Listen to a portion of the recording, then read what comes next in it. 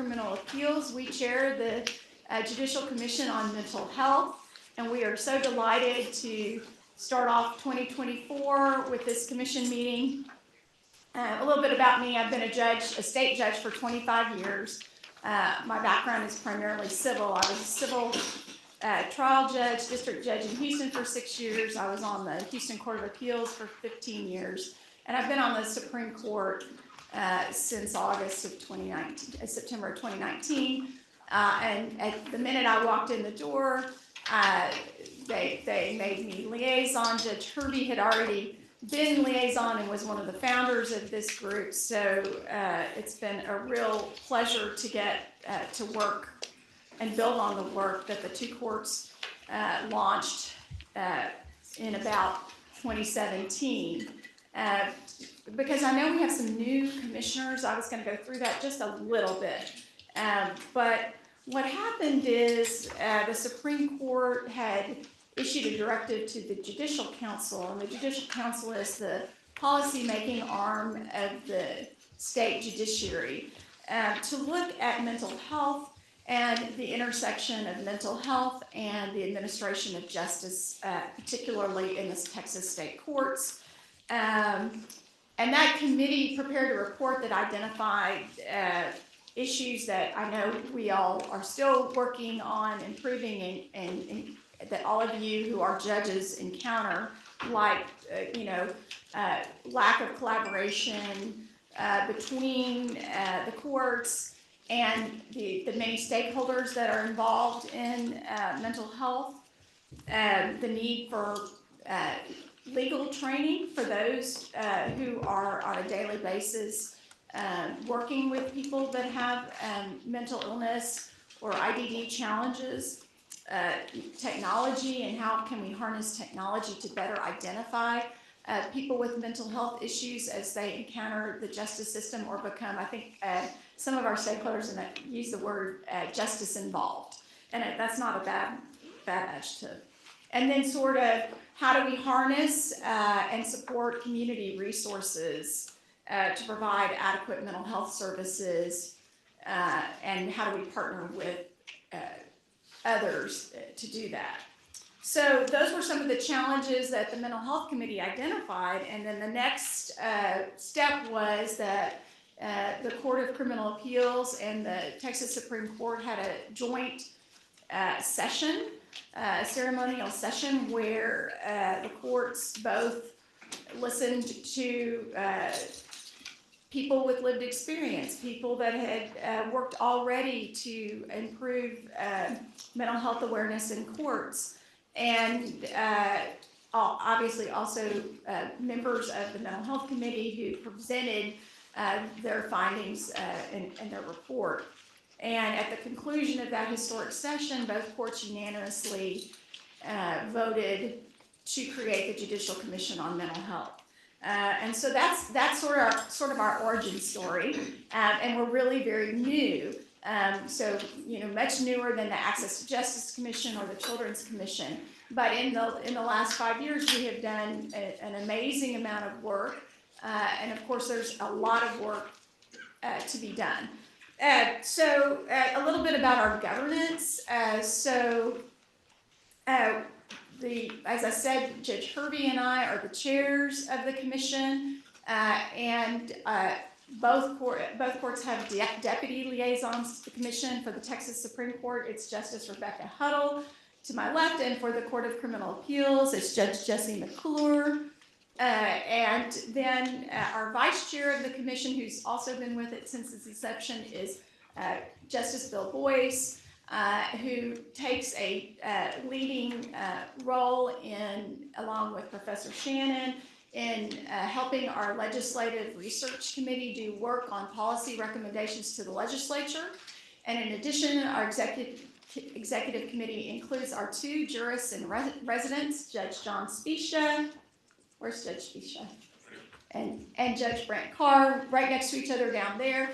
And they have been, amazing contributors to this organization, both in terms of their wisdom and experience.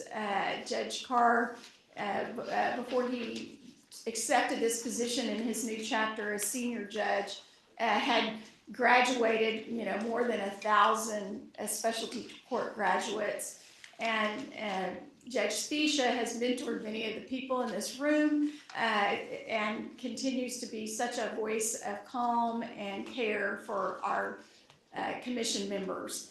And then finally, we also included in our executive committee the head of the Office of Court Administration. Many of you know her, Megan Lavoie, who is a real champion of our objectives, and we could not achieve many of them without her and her office. So we're very grateful to Megan and all of her work, but in particular her work today. I'm acknowledging her JCMH work. She does so many projects for the courts, and so we're very grateful. I was going to let you know, Christy Taylor, who many of you know, our executive director, is under the weather this morning. So, but we, not to worry, because we have Molly Davis and Kama Harris and the rest of the Andy Perkins, the rest of our JCMH staff here who will do, I know, a terrific job filling in for her. So in addition to our commission, we have a collaborative council, and the collaborative council is an opportunity for really, it's really a self-selected group of people who are working on issues in mental health that have some connection to the court system. And it mostly is sort of an online gathering about 4 times a year, 3 or 4 times a year, where people can say what's going on with their organization in their part of the state. And they're also included in these meetings, invited to attend these meetings. So if you're part of the collaborative council, thank you. It opens for applications twice a year, and Molly Davis manages that. So if you have questions or interest, or know of someone who might be interested, please check with Molly at our break. And I think that's it for me in terms of opening remarks, but I would love to turn it over to Judge Hervey, who I think will have some as well. Thank you, Justice Bland. Good morning, everyone. I'm Barbara Hervey. I'm 150 years old. So I am the co-chair of this wonderful organization, and I have been on the Court of Criminal Appeals since January of 2001, so the Space Odyssey, that's me. Before that, I served as an assistant district attorney in Bexar County for 16 years, so I've been doing criminal law for a while.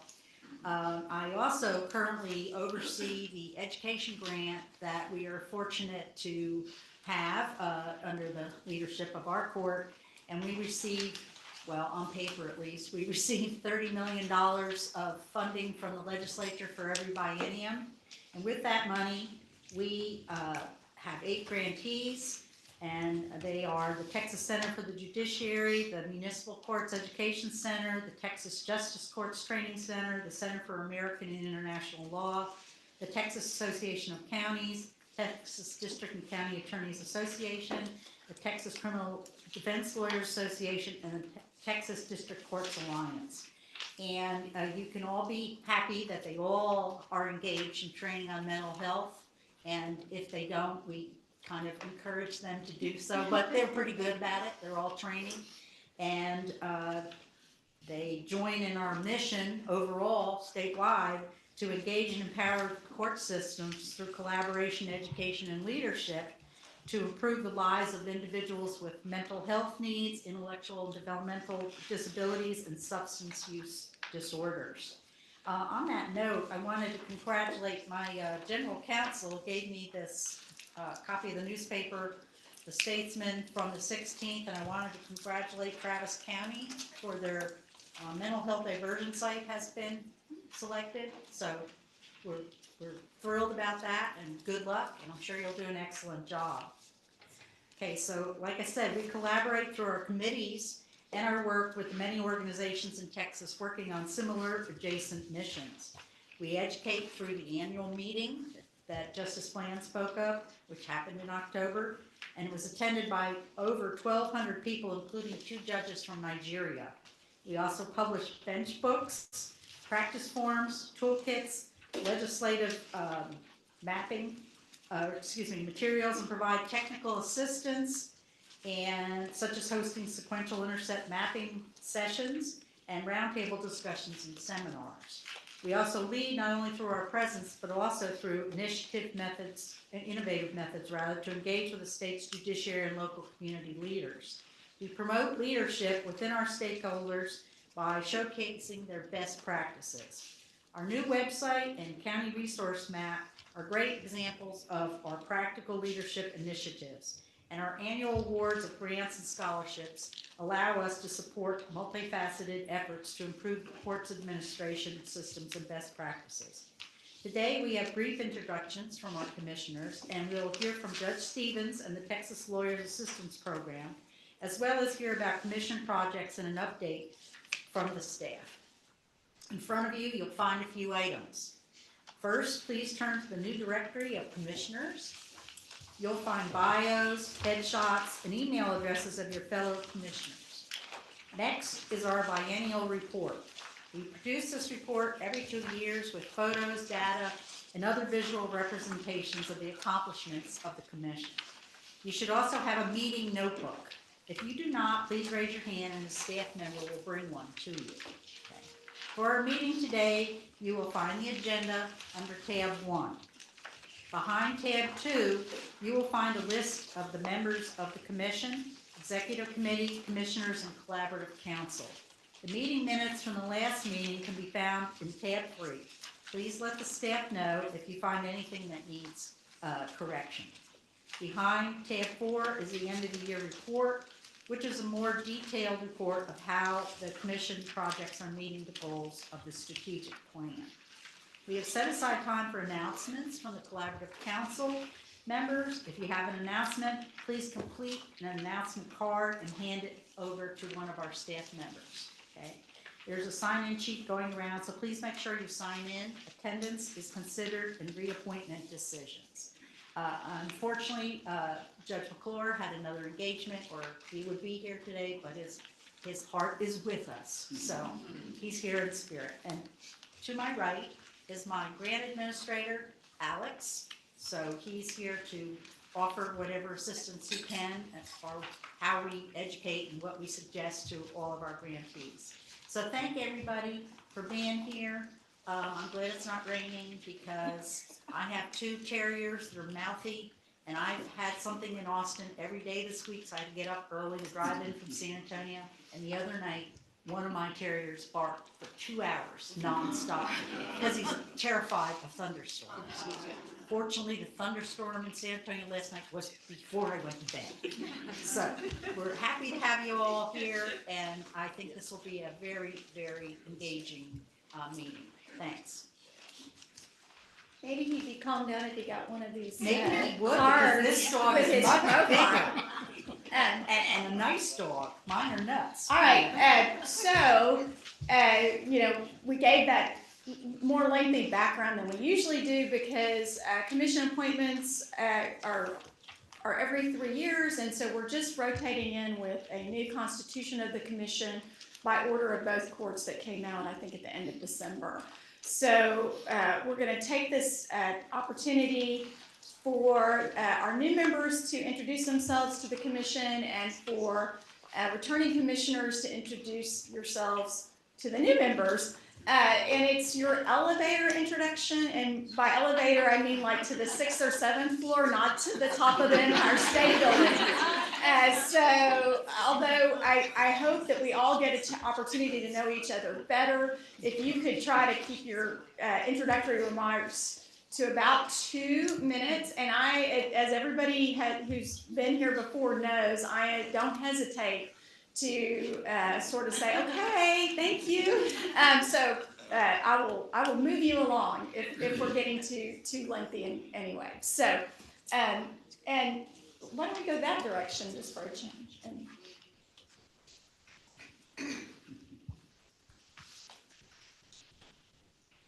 Well, I didn't mean for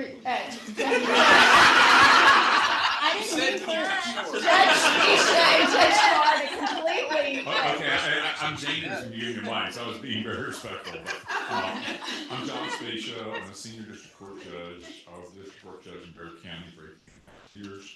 I do a lot of mediations and arbitrations. I was commissioner of the Department of Family and Protective Services for 3.5 years. I've dealt with a lot of mental health issues, both in the child abuse area and the criminal area.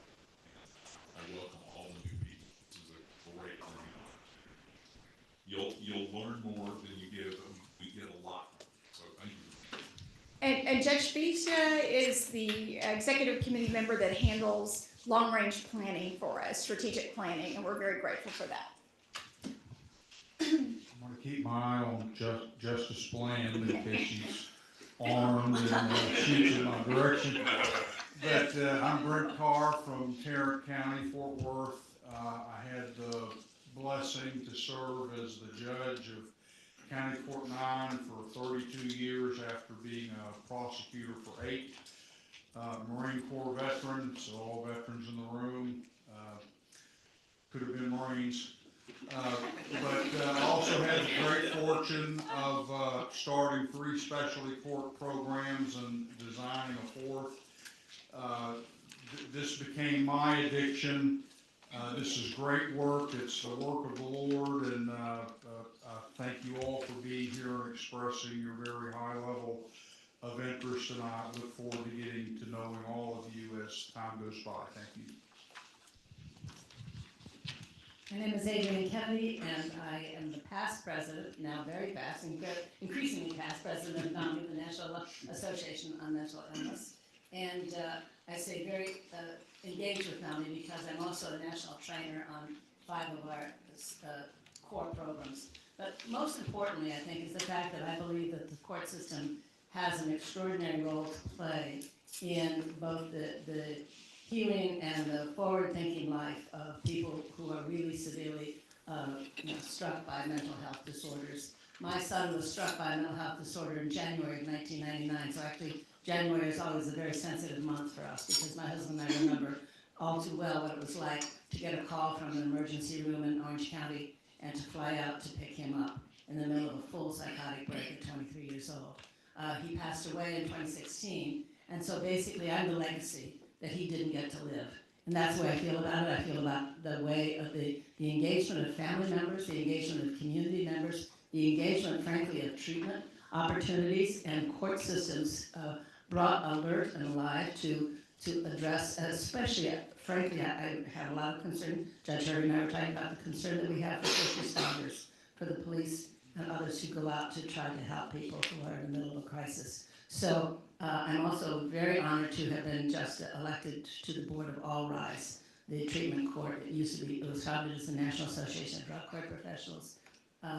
But my heart is in this fully, and especially around how we provide for the courts to do their job in an extraordinary way, because I believe the courts have an enormous leadership place to play in this. Thank you so much, and welcome to all the new commissioners.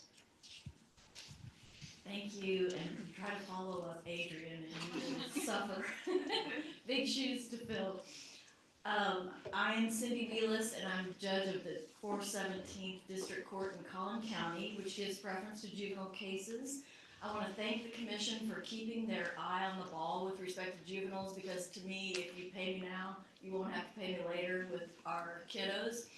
I have also, Judge Carr, become addicted to specialty courts. So I started out with juvenile drug court, then we went to look at Denton County's mental health court, but we decided to pivot because we had a lot of victims of child sex trafficking in Collin County.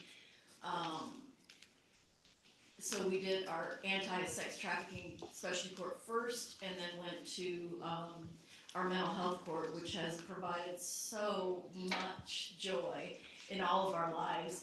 I always tell the kids, you contribute more than I do, you know, when they thank me at the end of graduation and all that. When I was in undergrad at UTD, we had a study section, and I know Justice Bland, I promise I'm keeping it short, but I didn't know a thing about mental health. And one of our study group partners, 2 of them were meant to go to Harvard. At the time, we had a 2-digit LSAT score. He made and she made the highest. He ended up having a mental breakdown and psychotic break. And so I saw him years later, and it was just devastating. Saw that. Then I was a mental health master for people who were a danger to themselves or others, but thought that the third prong was really overlooked, that if left to their own devices, they wouldn't be able to care for themselves because of numbers and dollars and all that. So I've always wanted to lend whatever I can give to remove stigma, and I appreciate being reappointed and welcome new members. Thank you. Good morning, I'm Devin Anderson. I'm the president and CEO of Justice Forward, a nonprofit in Houston. My background is the DA's office in Houston. I was an assistant district attorney for 13 years. I was a district court judge and one of the first drug court judges in Harris County. Then I was a defense attorney. This all has to do with politics. Then I was a defense attorney for 4 years, and then I was appointed district attorney in Harris County and did that for 3.5 years. Did not want to go back to the courthouse, so I went to Rice and took a nonprofit leadership program there, and then was hired first part-time by the Harris County Drug Court Foundation, which was a foundation founded with the drug courts in 2003 to help people going through that specialty court. They hired me as the first employee, by the way, to expand it to support all 18 courts in Harris County, which we did. We rebranded as Justice Forward, and now we have the Harris County courts, 2 in Galveston County and 4 in Fort Bend County. And what we do is raise money from private foundations and individuals to help with transitional housing, grief and trauma counseling, transportation, tuition assistance, vocational training, and criminal history cleanup. So our support is while they're in the program and then extends even after they graduate. So I'm listening keenly to see who I can connect with here, and I'm very honored to become part of the commission. Thank you. Thank you. I'm Larry Phillips. I'm a district judge in Grayson County, Texas, and I'm a high utilizer of the commission. We were awarded one of the diversion coordinators. That's been a great project. We were also fortunate to have one of the early SIM mapping that was done and through their work in Grayson County, and so I'm a high utilizer of that, plus calling and asking questions. Obviously, passionate about this area, and you know, I've got a jury in the box right now back in Grayson County, but this was important for you to come to. The young man that's the defendant 10 years ago was convicted of harassment of a young lady from college. 10 years afterwards, she started to get married. He didn't like that, and so he started again. The lawyers all told me, Judge, we can't deal with him. I met with him, seemed competent to me, but he just wasn't seeing the things like everybody else, which is no means no, don't come around, leave her alone, she doesn't want to see you. Get that? So we did a competency examination, and the doctor sent him to the state hospital, and he was found, no, he's not incompetent, he's competent, he knows everything, he just has mental illness. And comes back, and we're in trial now to deal with him. So high utilizer, learning all about how we do this as a district judge to make it quicker. So he's been in jail for almost 2 years now, going through this journey. Probably now, I would never have sent him to this. I would have just said, I find him competent. Because as a judge, I felt like that, but they say, got to rely on the practitioners. So that's what all of this helps us learn. Who do we need to be having examining these, et cetera, et cetera. So I'm passionate about how can I help those in our court. Have had a great opportunity through JCMH and HHSC to go through training for to competency restoration, and so we're beginning a competency restoration program. Besides that, I'm incoming president or chair of the Texas State Specialty Court Association. Everybody please come to Fort Worth this year. Great time and really learn a lot. We're going to have some great speakers come. Just really And then my friend Joe Moody down there, I served 8 sessions in the Texas legislature, and I'm glad I'm a judge now. And I won't play ping pong with Dr. Matthews. I've seen him play.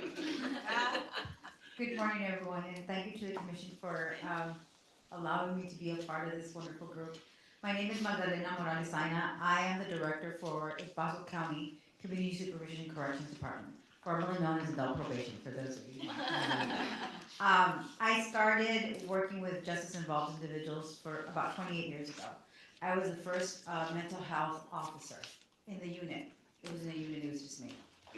So since then, I advanced my education. I'm an LPC supervisor, and in doing so, started really engaging the judiciary and our legislators that you just mentioned, to help us become more involved in how we can divert folks who truly don't pose a threat to the community, but more to themselves. So I've been involved with All Rise. I do a lot of training with trauma-informed care, how becoming trauma-informed improves criminal justice responses. But more importantly, I try to be able to be a resource for our own community. So advocacy, collaboration is the true key to how we respond to issues in our own backyard. And starting here is a great point, so we can collaborate as the state. I believe I'm the only person that represents a probation department, so I'm sure all of you judges have probation departments, and it's a great opportunity for us to start bridging the gap between how we bring knowledge from both sides, and this is what I do. We're meeting on the other side right now, but it's really important for me to be here. I thank you for the invitation. My name is Brandy Mueller. I'm a judge here in Austin. I was a county court at live judge in our criminal courts for the last 12 years, and a year ago was elected to become the 403rd Criminal District Judge. Here in Austin, I preside over a specialty court or young adult diversion type program here in Travis County, and I have been, since I started for the most part about 12 years ago in county court. This program is not probably very different than a lot of the specialty court programs that I know are handling youth dockets in our state, and I've been proud to learn from so many different judges over the years. Our program is, characterized by regular court dates. We have speakers on a regular basis. We've been able to have Matthew McConaughey come a couple of times. Being in Austin, it's been easier to do that. I can't say that believe it or not, a lot of our young defendants first knew who he was, believe it or not. I can't believe that our probation officer had an extreme makeover. We were all stepping up to see him, but anyway, some of the defendants didn't recognize him at first.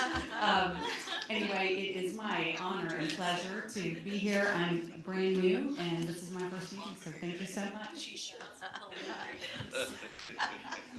I am Matt Hand. I'm the judge of Potter County Court at Law Number 2. About 2 years ago, in conjunction with our district attorney, I formed our Panhandle Problem Solving Court, which is our mental health court. It's a regional court authorized to serve top 23 Panhandle counties. So we're in the process of trying to bring other counties into our system. I'm a graduate of Washburn University, Topeka, Kansas, the home of the Fighting Ichabods. Not a mascot that instills fear in the heart of opponents. But I have been in Amarillo 35 years. I've practiced civil trial work, commercial oil and gas, personal injury. Been on the bench now for 6 years. When I agreed to form this mental health court and serve as a judge, I had no idea what I'm doing. I've been doing this for 2 years. I still have no idea what I'm doing. But because we are new, we're in the process of developing relationships with our mental health authority and our local providers and trying to bring in service organizations. And it's been a slow process, but a good process, and it's still building. But happy to be there, happy to be here. So thank you all for what you did. Okay, 2 minutes, Bonnie. Oh, he just loaned me one of his minutes, so.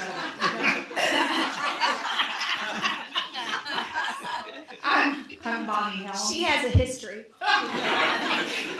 Yeah, but you promised you wouldn't tell. Anyway, I was, had an unusual beginning in the fact that what I wanted to do was to become a mental health provider for kids in high school, because I didn't think they were getting a lot of help. Yeah, and stuff other than writing their stuff for college. So we got degrees in a variety of fields in mental health stuff. I became the Dean of Students at Rice University for 15 years. And after that, during the night, I went to law school. And then I practiced law for 10 years, mostly doing family law. And then I became a judge for 20 years. And in 14, I retired for 35 minutes and then got back on the track and have been sitting in 8 different counties as a visiting judge. I'm the senior judge out of the 247th. I started the family drug court there in Harris County, and we added to it, thanks to Dr. Connie Almeida, we added to it the infants and toddlers court dealing with FASD problems with kids and stuff like that. So all of a sudden, all that mental health stuff came into the kick along with the legal stuff, and so it's been interesting to say the least. I've gotten trauma trained. I'm serving on the board of 12 or 13 different things, but one of them is the Harris Center for Mental Health and IDD, and we've done some incredible work with diversion for juveniles and stuff, and I'm just so proud of the stuff that Wayne Young does and how he reaches out and is willing to work with people to not have to recreate. So anyway, I think that somebody asked me, are you working on your resume? And I said, no, I'm working on my eulogy. Okay, that was awesome. Shortest ever. That's all right. Okay. I'm Charles Stevens, Cumberland County Court of Law number 2. I've been on the bench now for 20 years. I did start the Veteran Treatment Court, I believe it was about 8 years ago. And I'll be talking about Biscuit. I'm his handler, the therapy dog. That's it. I'm Dave Jan from Denton County Probate Court number 1. I've been involved with the Judicial Commission on Mental Health since it started in 2018 on the Collaborative Council, and then was appointed to the commission in, I believe, December 2020. Have served on a number of committees within the commission, and I'll be around. I'm Camille Dubos. I'm judge of the 38th District Court in Uvalde County, Texas. That covers 2 counties, Uvalde and Real. I'm in my 16th year, and my about 11th year in presiding over a post-adjudication felony mental health treatment court. And in my prior life, I was a child protective judge for 12 years. I'm Judge Kazin from Bear County. I was born in 1962, and my first memory.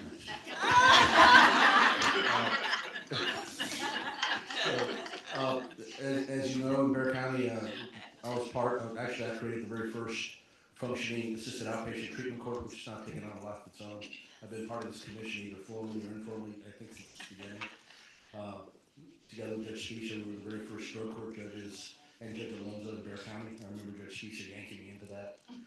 We've done quite a bit of work, all of us here together, and I just want to thank you all for your work that you do in making this happen.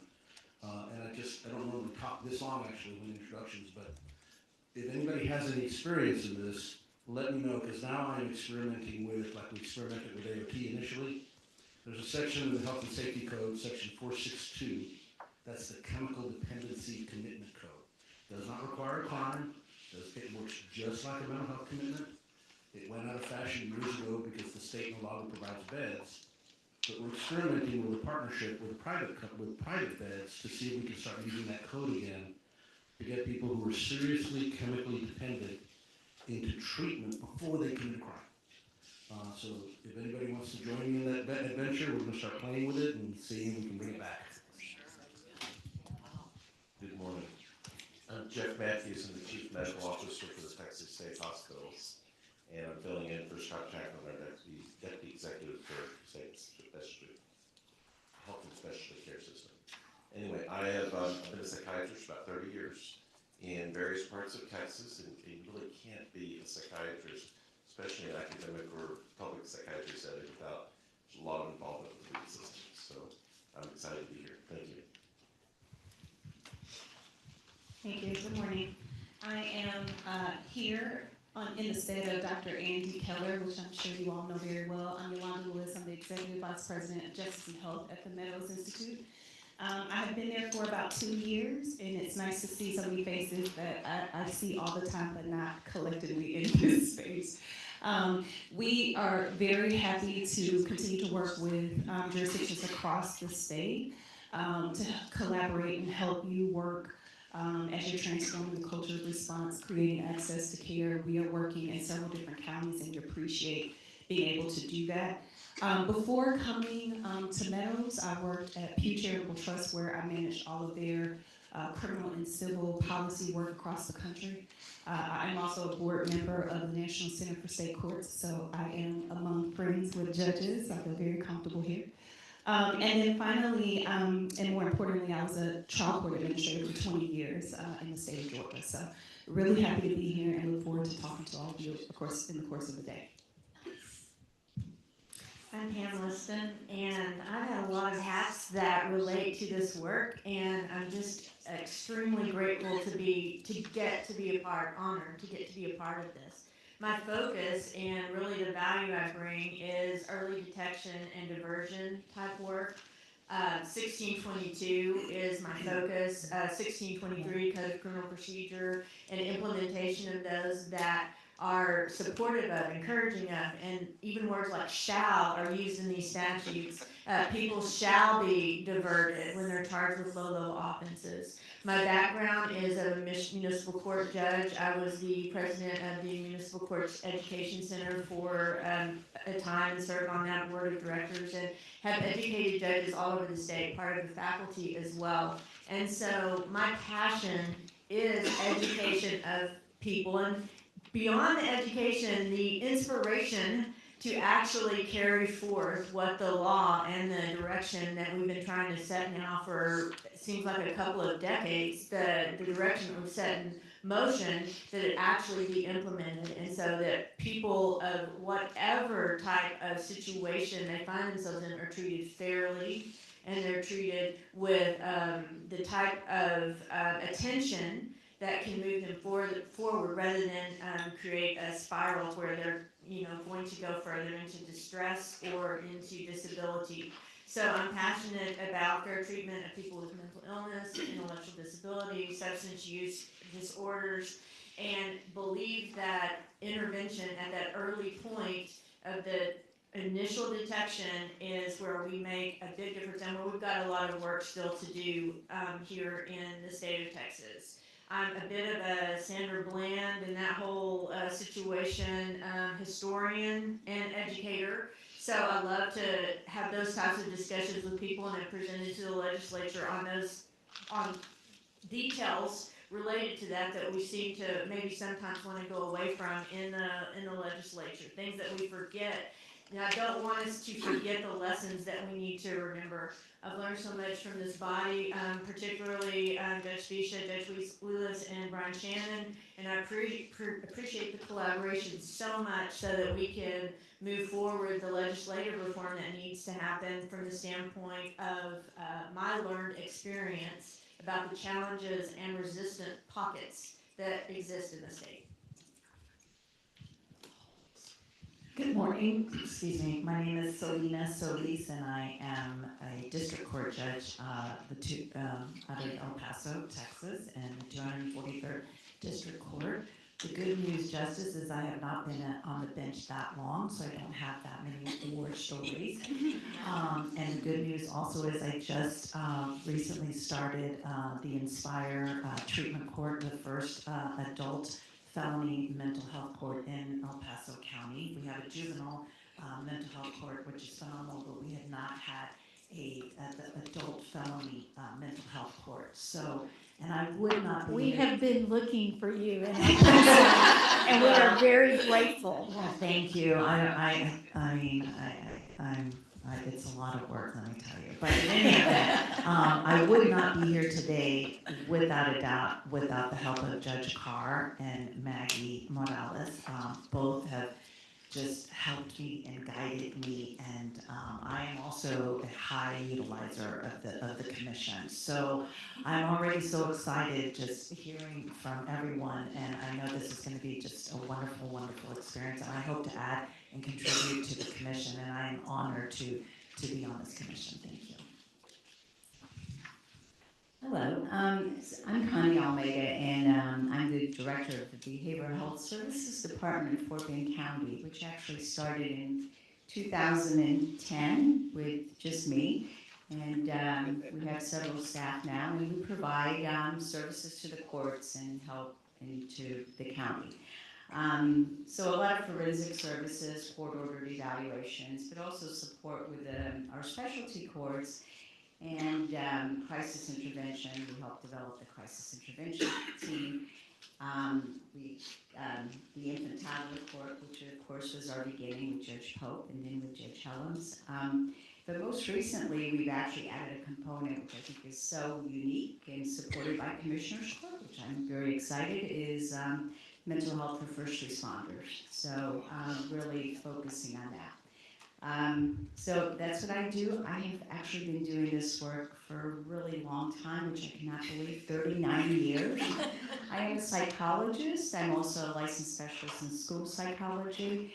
And it may be something that sometimes I even forget. Really, for the first 15, 17 years of my career, I worked with people with serious intellectual and developmental disabilities. And then moved over to the mental health field, and so on and so on. And I'm honored to be on this committee. I do chair the data committee, so we are always looking for people that have an interest in data and willing to serve. Thank you, and welcome to the new members. Good morning. This is my first meeting, so I first want to thank very much from the bottom of my heart the Texas Supreme Court and the Court of Criminal Appeals for this amazing opportunity to serve with so many inspirational and like-minded public servants. Thank you so much for this opportunity. Good morning. I'm Victor Villarreal, Judge of Webb County Court at Law 2. The court has jurisdiction over juvenile cases, criminal misdemeanors, family law cases, probate, guardianship, mental health, and I've entered my 7th year of presiding over the county's DWI court program. This year, we are starting and establishing a juvenile drug court program.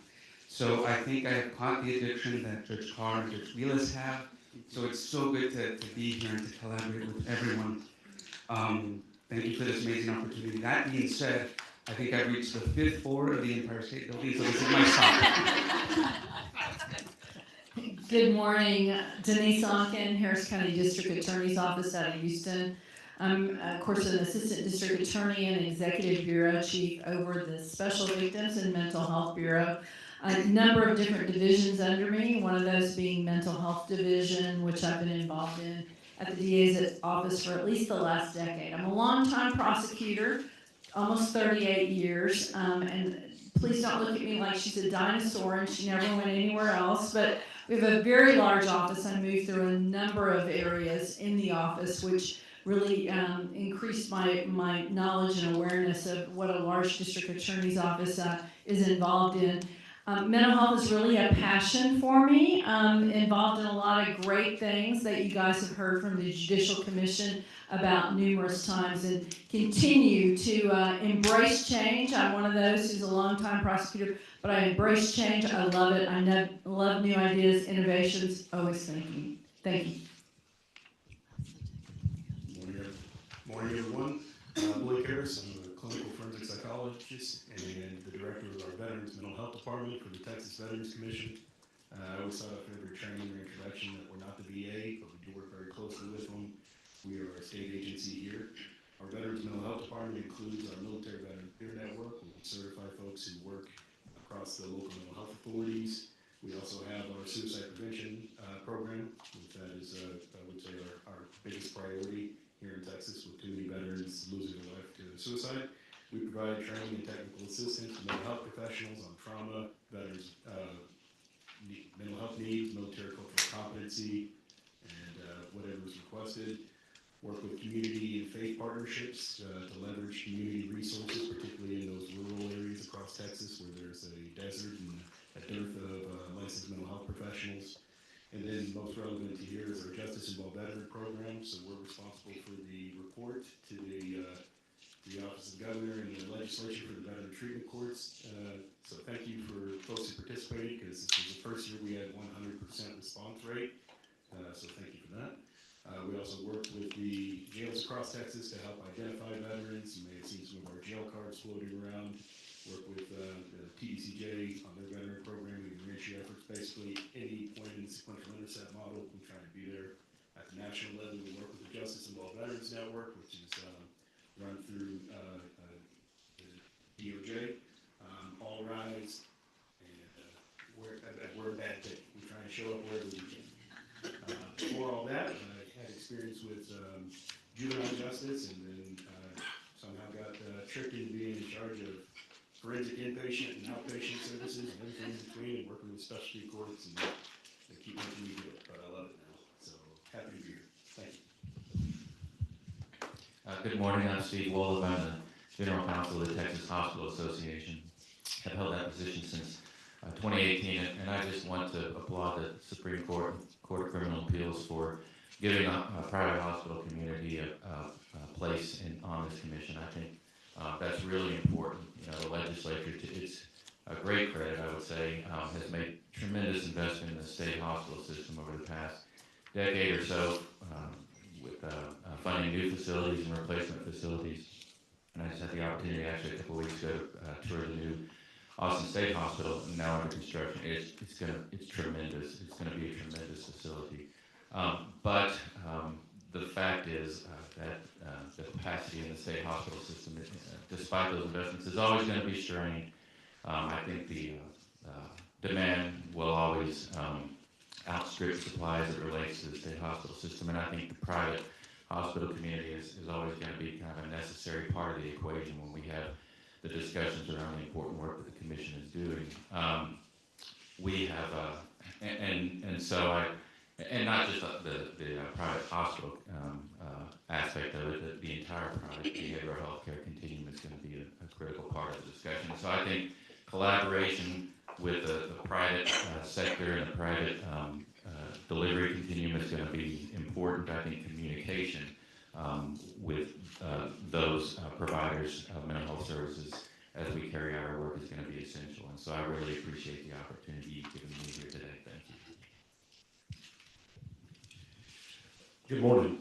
My name is Brandon Wood, Executive Director of the Texas Commission on Jail Standards. And I have the opportunity to work with all the counties across the state. And the mention of Sandra Plan just a few minutes ago reminded me of where we were whenever that occurred and how far we have come, but how much more we have to do still in order to ensure that individuals with mental health issues that do find themselves involved in the criminal justice system and unfortunately in our county jails is still a challenge that is very difficult to overcome. And trying to ensure that individuals at the local level do not view the county jail simply as the easy button that they hit, and that the diversion efforts need to continue, and the efforts that are put forward by this commission demonstrate that there are successful strategies that can be utilized, that can be replicated if the individuals at that local level are willing to put in the work to make this happen. Be more than happy to talk offline with anybody in regards to these issues, but while it does reduce that jail capacity and the cost associated with it, moving these people through the system as quickly as possible is simply the right thing to do. Good morning, I'm J.R. Woolley. I'm the Justice of the Peace in Waller County. I've been in office my 6th year. Started this. I could have been a Marine, but I scored high enough on the test that I'm an Air Force veteran. I spent 23 years as a law enforcement officer, primarily in Waller County. I served as the chief investigator at the district attorney's office.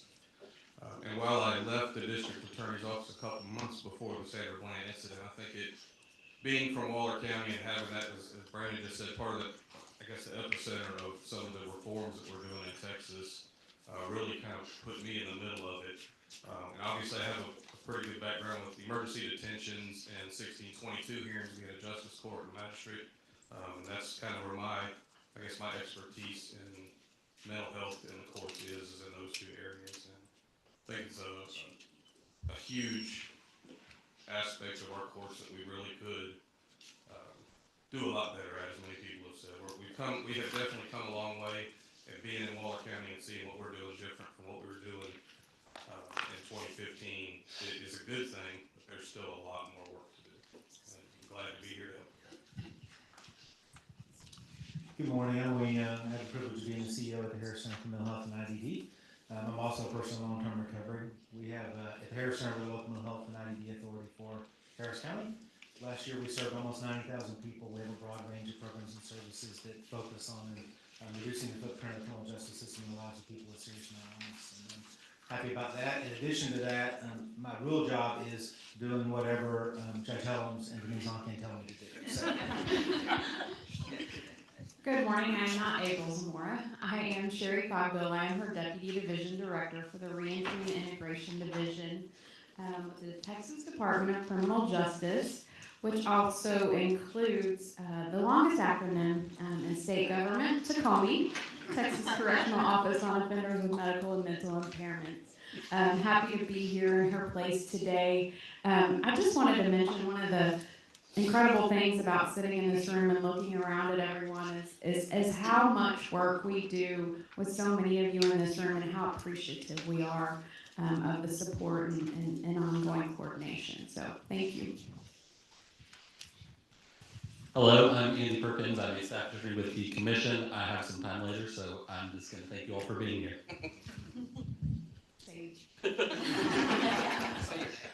I'm Cindy Porter, and my background is I started out as an assistant district attorney, first in Lubbock County and then Collin County. Did that for about 5.5 years. Started having babies and decided to be my own boss. Became a criminal defense attorney. And I'm board certified in both criminal and juvenile law, did adult and juvenile law, and because of that lady down there, Judge Wheelis, she helped me find my passion, and that's working with kids. The last 7 years, I've been the presiding judge at Allen Municipal Court there in the Metroplex, where I've created, and I was accused yesterday of being innovative, but actually I'm just really good at plagiarism. I created a specialty docket for adults and juveniles for both mental health and substance abuse. I don't have the resources to create a court, but we're doing the best we can at the local level. And I probably see more people on a daily basis than all of you other judges combined. And so I have to have really good radar to pick up on those that need this assistance. I do want to thank the Court of Criminal Appeals and the State Supreme Court for this honor of being appointed. And my husband asked me today, since this was the first meeting, he goes, "So does this make you a virgin?" And I said, "Well, yeah, just today, but by the time I get home, baby, I won't be."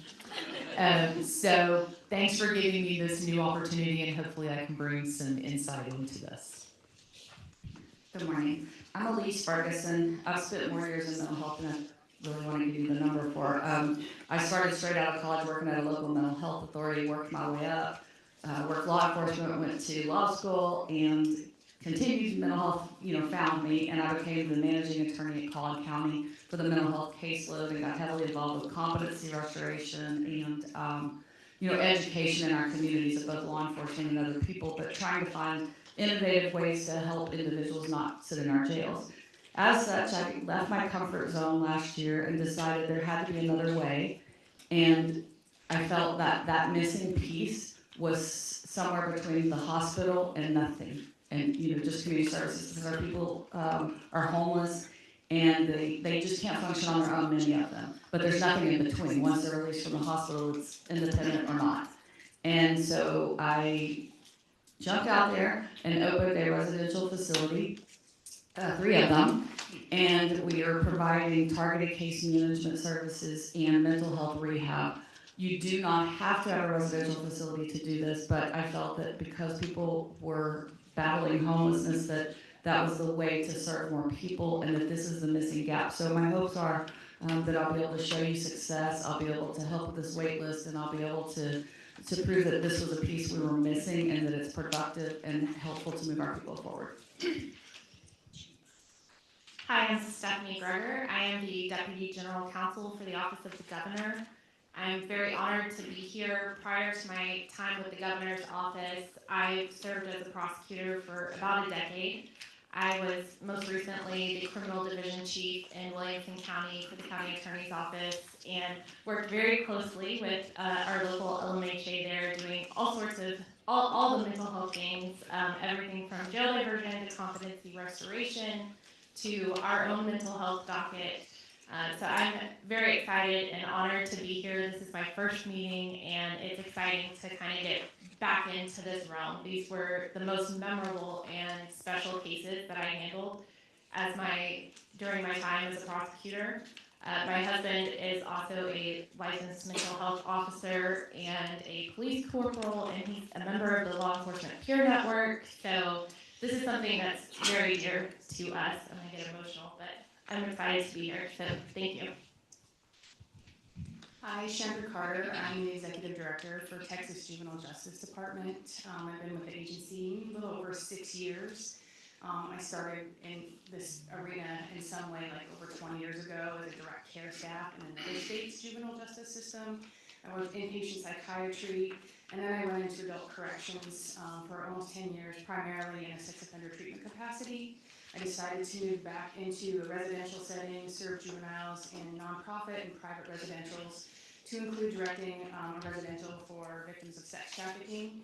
I had a brief stint at the Care and Purpose Institute and went very quickly to academia. It is not for me at all, and was grateful to get back in the trenches with juvenile justice. As you know, we have a pretty acute population. I have 5 secure facilities with over 700 kids, but I have to partner with all our juvenile detention centers and our chiefs and our counties. And so we really are working on developing a one system and a continuum to serve kids from the start to end, which I do think includes all of us. So we're happy to be at the table. Well, welcome everyone, especially our new commissioners. My name is Beth Lawson. I'm Chief Executive Officer in service at Star Care Special Health System in Lubbock, Texas. I happen to be the beneficiary of years and years of forward-thinking and innovative people. When my husband and I bought a house one time, it had a really nice backyard and with flowers and trees and plants, and our goal was just don't kill it. And so that's kind of how I felt a little bit about my role as Chief Executive Officer at Star Care at the local mental health authority up in West Texas. I've been actually able to not kill it, but also take advantage of some opportunities that we've had moving forward. We are, we're known for our innovative thinking and trying to figure out how to help people west of I-35, and I'd be remiss if I didn't recognize our board chair, Judge Drew Farmer, who actually started the first mental health docket in Lubbock. She partnered with Judge Reyes, Ruben Reyes, I think you all might know him, who was a huge advocate of treatment courts, and we're very fortunate to have him. We, as a local mental health authority, are blessed to have an inpatient psychiatric hospital, which allows us the opportunity to do things with our criminal justice system, like inpatient competency restoration. We were early on working inside of our jail. We started out by bringing medication to people who were on our assertive community treatment team, and that has cascaded into, we now provide all of the mental health services in Lubbock County Jail, up to and including a brand new suicide prevention program that we started this last year. I think I offer a unique combination of finance and public policy expertise, and then also some real ground, on-the-ground anecdotes of what happens when it goes well and what happens when it does not go well. But thank you for allowing me to continue to be on the commission, and welcome to everyone who's joined us. Good morning, my name is Vicki Rice. I always like to say when I introduce myself to my clients, it's Vicki with an I-E, Rice like the food, or Jerry Rice without the money. So when I first received the email regarding my appointment, because this is my first time on the commission, I thought somebody has made a drastic mistake. You did not know my reputation in Dallas County. I have been a public defender now for 24 years. It is all that I've ever done. I'm extremely passionate about defense. And what drives me crazy the most is when you walk into a holdover or you meet with a client that people think justice has a price tag. That puts me over the edge, and I'm like, clearly you don't know who I am. So let me introduce myself. I transitioned to specialty courts after being in felony court, feeling like I was pretty much on a hamster wheel. My boss, Chief Richardson, many people know her in All Rise and the work that she does around in Dallas County, said, why don't you come over here to this side of the house, try problem solving courts and see if that's going to be your soul, because I was at the point, I was considering an absolute career change. I was going to go teach Shakespearean literature in high school. And so with that, transitioned over to specialty court, and what I can absolutely say, I have, in every section that I currently manage, done something. I was the competency PD, I was the problem solving PD, I was the mental health PD. I did everything because I did not want to supervise a division that I did not walk in the shoes of my employees. Same thing with my clients. I take every class, I go to every treatment facility. I do all this stuff because it's easy to say, take your medication. The problems that we'll be solving around this table is not as simple as take your medication, stay at this place. They're multifaceted, and I hope that I bring to the table the voice of the client. Frequently when I go see a lot of judges, I say, much like the Matrix, do you want the red pill or do you want the blue pill? The truth of the matter is only one pill. You're gonna hear the truth from me, I'm gonna be the voice, and I'm gonna let you know how it does on that microscopic level affect the client. We are gonna do great things here, but my biggest hope, my biggest prayer is that we can drive all that occurs with behavioral health, mental health, substance use, anything that falls under behavioral health to the community. I hope to close out every problem-solving court that exists in the state of Texas and drive this issue where it really needs to be answered, and that's to the community. Good morning, I'm Lee Pearson. I'm the Chief of the Mental Health Division for the Dallas District Attorney's Office. I'm honored to be here. Thank you for having me for a second term. I'll just say when I first met Vicki, first day we met, she comes in and she goes, are you a jerk or are you not a jerk? It was a lot more colorful than that. But we've been working. That's because my husband's a former Marine. We've been working together ever since, and it is an honor to be part of this work. My whole team is put in place to get people out of the criminal justice system. We do a pretrial intervention agreement program, which takes them away from criminal justice, this traditional plan, and we come up with a plan for each individual based on his or her needs. Then we go through and we work with the whole goal of getting them engaged and dismissing their case. We also do the competency cases, we do the insanity cases. Vicki and I have just recently started working more and more with the crisis intervention teams, the mental health teams, whatever you want to call them for each police department. We're getting the cases now before people are being brought into the jails. So we're going to be trying to expand that and do more and more. And our big project now is working on getting people off the wait list. As we stand right now, I think the numbers are, each of our teams have been working along with all the providers. We've looked at 90 people on the wait list, gotten about 45 off. Trouble is, we're adding 80 to 100 new people every month. So by the time we have this meeting next year, we're going to have a current wait list in Dallas. It won't be people that have been waiting and languishing there forever, because we're really kind of retooling that. So thank you again. Hello, my name is Eric Smith. I'd first like to thank the Texas Supreme Court and also our Court of Criminal Appeals here in Texas for providing me the honor of being with all of you here today. I very much look forward to being in collaboration with all of you, collaborative counsel and my fellow commissioners. And, you know, I'm Eric Smith, and I'm a consultant with Eric W.T. Smith Consulting. That's not a coincidence, that is my consulting entity. So, yeah, if you look at the directory on the front, just noticed a little bit ago, I'm on the front of that, so thank you also to whoever decided to do that. That particular picture is actually in a People magazine article that ran in 2023, and it ran a 4-page spread, both in print and online. The online version is free, not behind a paywall, so feel free to check that out. And I'm just so grateful to be able to have a platform to be able to share my lived experience. And that's largely why I'm here with all of you. In fact, in addition to my list of thanks, I have to thank my fellow commissioner, Judge Oscar Kazin.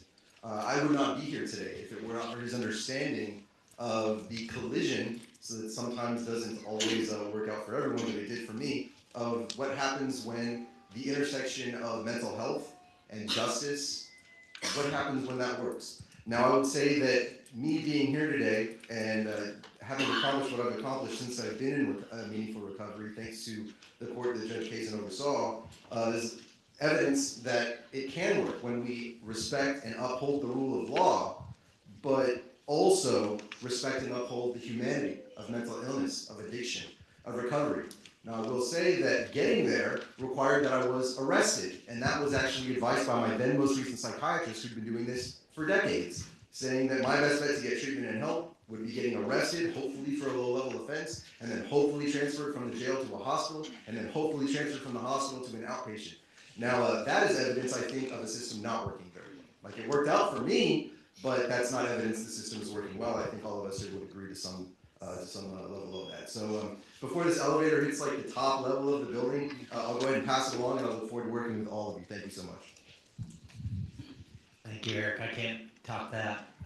I've heard you speak twice, and you made me cry both times. So. I'm Brian Shannon. I'm a law professor at Texas Tech. I've been on the commission now several times. Welcome to the new members. I've been well, let me put it this way. In 1988, I was the youngest member of our law faculty by quite a bit. Today, not so much. I'm privileged to sit around this table with a number of my former students, and I'm sorry that some of y'all couldn't get into tech law, but maybe your kids can come out. Let me change a little direction here, because what you do, as we just heard from Eric, matters. I think back when I was a baby lawyer, and I was at the Pentagon in the Air Force, Judge Carr, and my younger brother first got ill, and his life was saved, I am convinced, by the Constitutional County Judge in Tom Green County, who knew my dad and said, Charlie, this is a lot more common than you think. Come on in, you can file an application. And he got into services. And the Concho Valley MHMR folks, including our colleague Elise, my brother was on her caseload at one time. It had a great impact. That impacted the whole family. My parents became advocates. Mom became president of NAMI, Texas. The first time I was enlisted to write in this area, to write about criminal procedure and offenders with mental illness. My mom was then president of NAMI, Texas, and about to be president of NAMI, and said, there's no good resource out here. You're supposed to write in your job. Why don't you do that? And so, my mother made me do it. And then I've gotten to see firsthand the kind of caring, important services that our community mental health centers provide, and I'm fortunate to serve on Best Board in that regard. And I better stop because I've had too much coffee. Welcome. Hi, good morning. I am Tyra Jones McCollum, and I am the Judge of County Court at Law number 2 in Fort Bend County. That is a general jurisdiction court, and I took the bench January 1st, 2023. So to my fellow judges, I am still excited enough that I count the days, 390. And we have 6 areas of discipline as a general jurisdiction court, which includes mental health and civil commitments, as well as juvenile. I know that I am supposed to say, because they taught me that at baby judge school, that I love all of the disciplines equally, but my passion places are really juvenile law in our mental and civil areas. And that's because I was chief of the juvenile division at the Fort Bend County District Attorney's Office for 19 years after being a prosecutor for 25.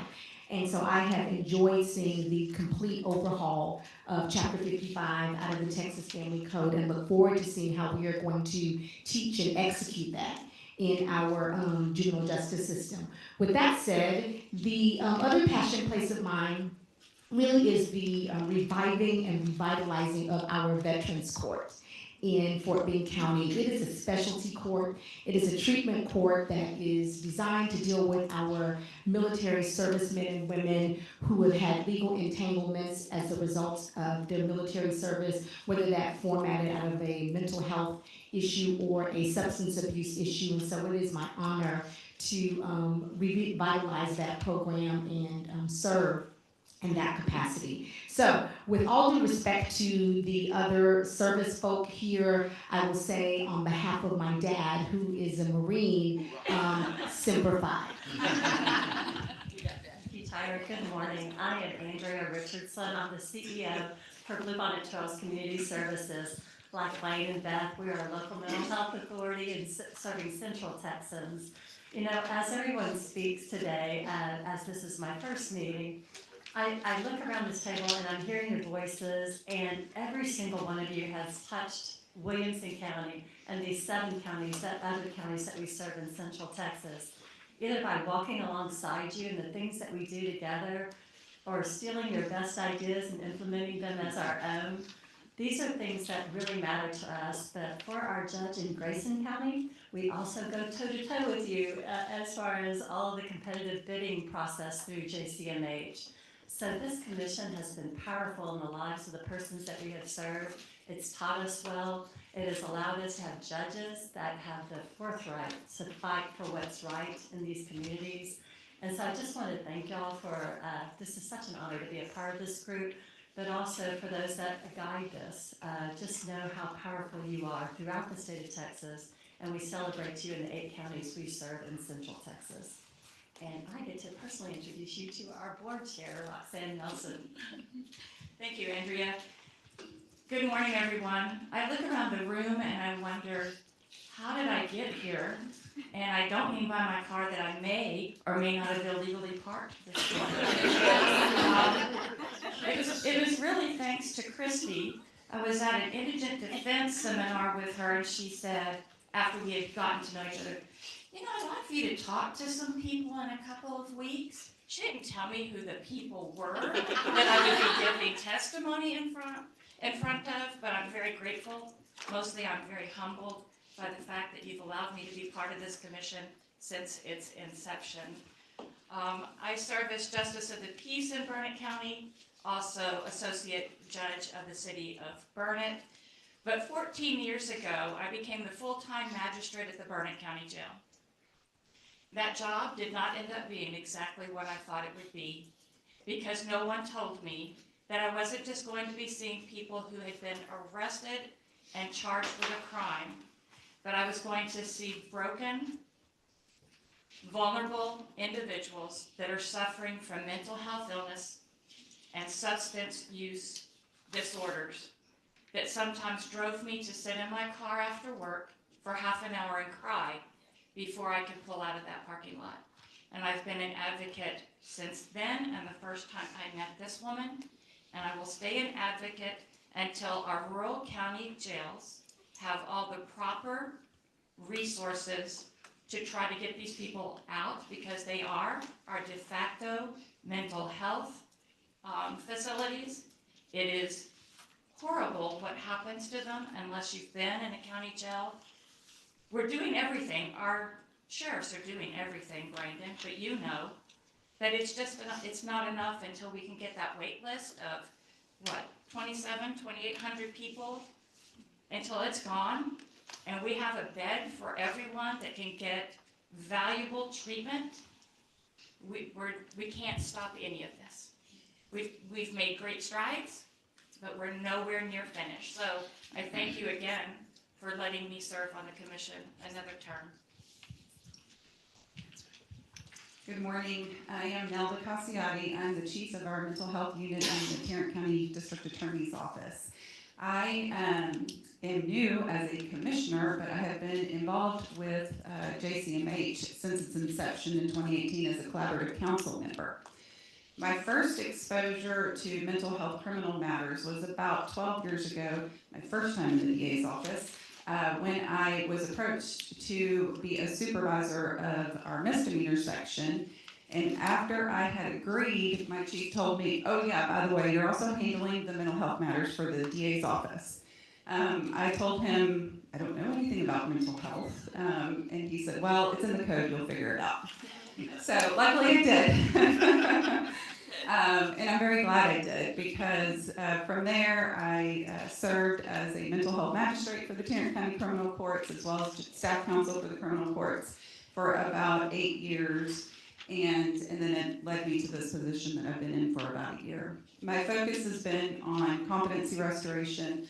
I have loved collaborating with our local mental health authority to improve and serve the population through our local restoration programs. Also have dealt with those who have been found not guilty by reason of insanity in their commitments, dealt with civil commitments, early identification of individuals and their diversion from the jail, in addition to working with our mental health diversion program. So that has been my focus, and I've enjoyed every minute of it. This last year, one change that we made with our mental health unit, which I think has worked out really well, is we've brought our civil mental health prosecutors under the same roof as our criminal mental health prosecutors. And so we work closely together now. We're all in one unit, all in one place, and we're able to collaborate and try to get better outcomes for those individuals that end up on both dockets. So I'm very excited to be a commissioner now, and thank you. Good morning. My name is Joe Moody. I'm a state representative from El Paso, and I'll crib a little bit what Professor Shannon said. When I started in the Texas House, I was the youngest member of that body. Today, not so much. Less hair as well. I serve currently as the chair of the Committee on Criminal Jurisprudence, which many of these issues come before. It's not certainly the only committee. There are multiple committees where these issues go before, but it is one of the main substantive committees. And I certainly anticipate that we'll be studying some of these issues as we get ready for session. We only get a year off now. We used to get 18 months off. Thank you, the governor's office. Appreciate that.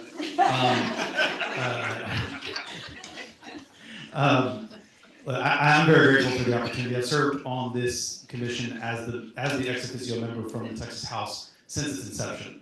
3 different speakers have either wanted to punish me, I guess, or thought I was intelligent enough to be here. I don't understand their thought process, but no, I'm grateful for the opportunity. Speaker Strauss really started the effort in the Texas House to ramp up conversations about mental health in the state of Texas, and that included a conversation about what are we doing in our justice system.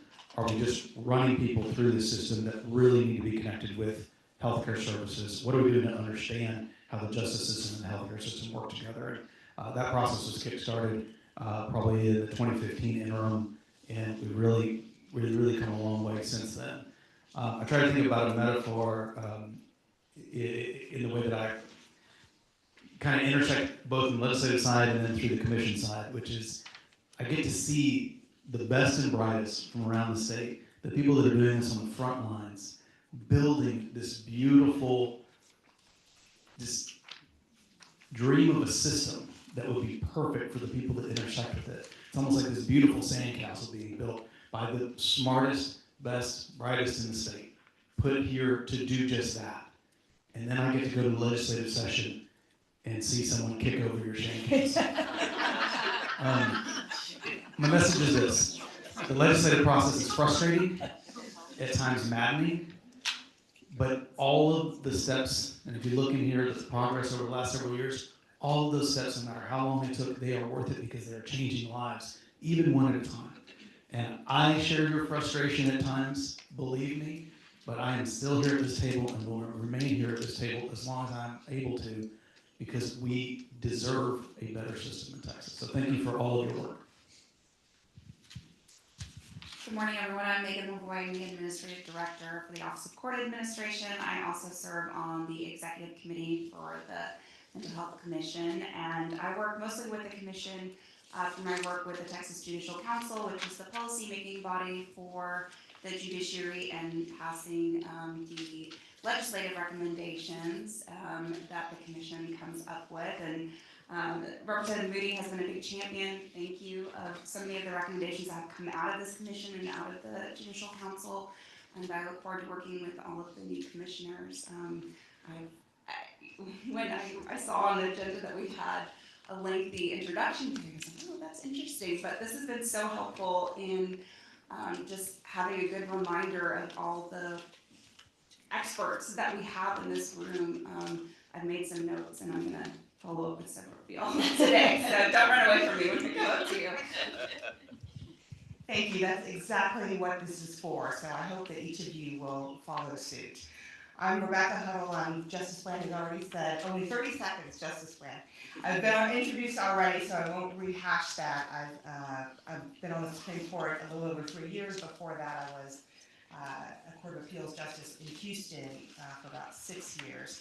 I'm the person at the table who will frequently ask you to explain what the acronym means.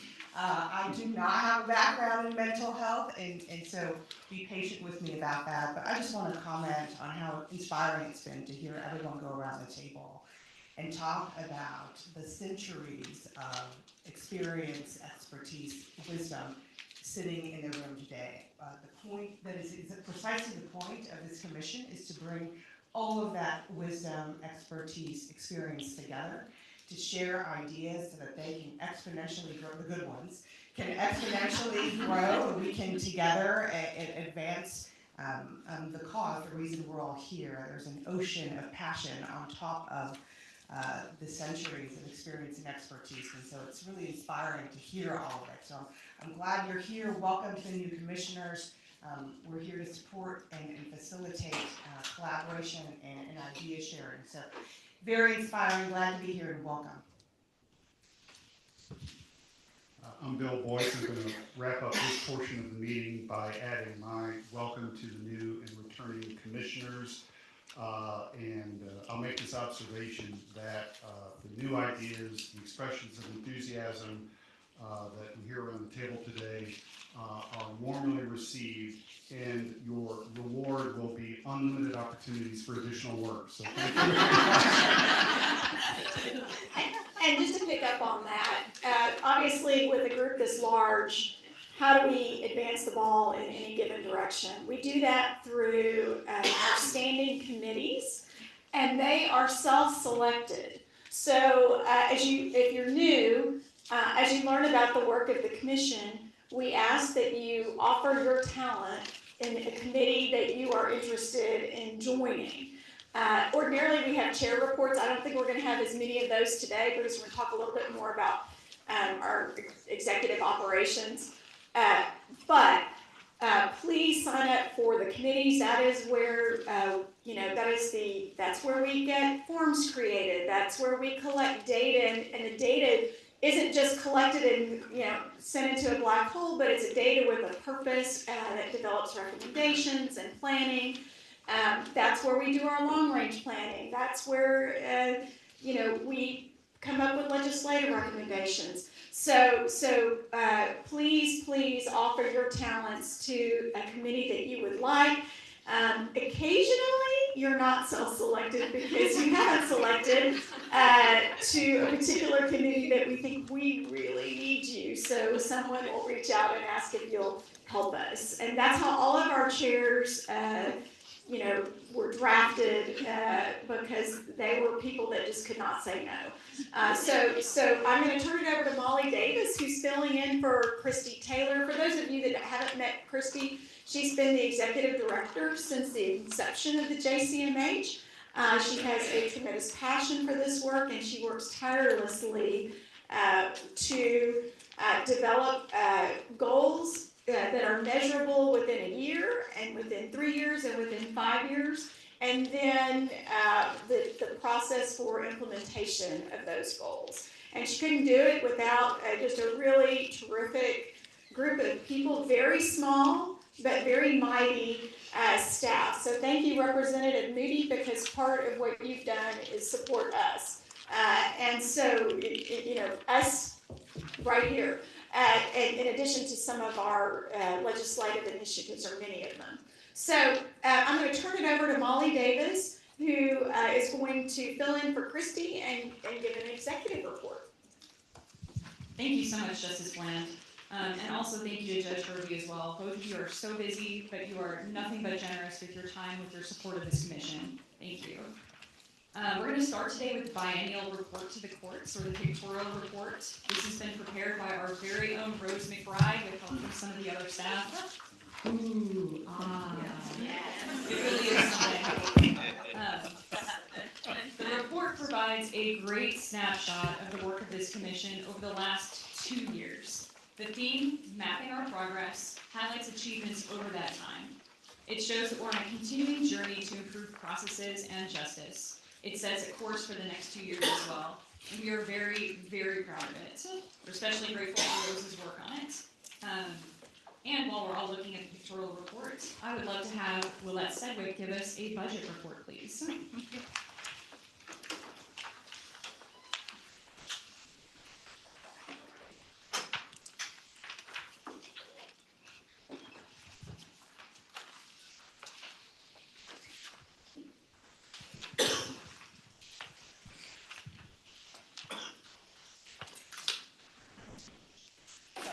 I'm Willette Sedgwick. I'm actually sitting in today for Finance Manager Patrick Passmore. He's unable to attend today, but looks forward to introducing himself and meeting our new commissioners at the next meeting.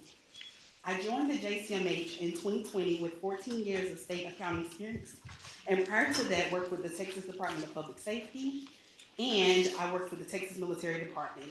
In addition to working for JCMH, I also serve as the accountant for the Texas Children's Commission. At the commission, I am responsible for all procurement, payment processing, travel, and bookkeeping. And if you ever have questions regarding payments or reimbursements, I'm pretty much the one that you talk to during that time. And every now and again, you'll get Patrick. So it's me. And if you see Gigi, it's still me. Before we get to the budget update Patrick provided, I want to mention to all the new commissioners that you can put in a request for reimbursement for your travel for this meeting today. There is a form up by the coffee, and if not, if you look online, up under events, and if you click down, it says meeting and go to the very bottom. There's a travel form which has been updated as of January 1st. Fill it out, send it to me, and we'll get you reimbursed. If you have any questions, please email me and I'll help you out. At each of our meetings, Patrick will have 1 to 2 pages in the meeting notebook to provide you all with a general overview of the commission budget that shows where we are at point in the fiscal year. For this meeting, however, he was unable to get the document completed in time to make my notebook. So if you're looking for it, it should be an extra sheet.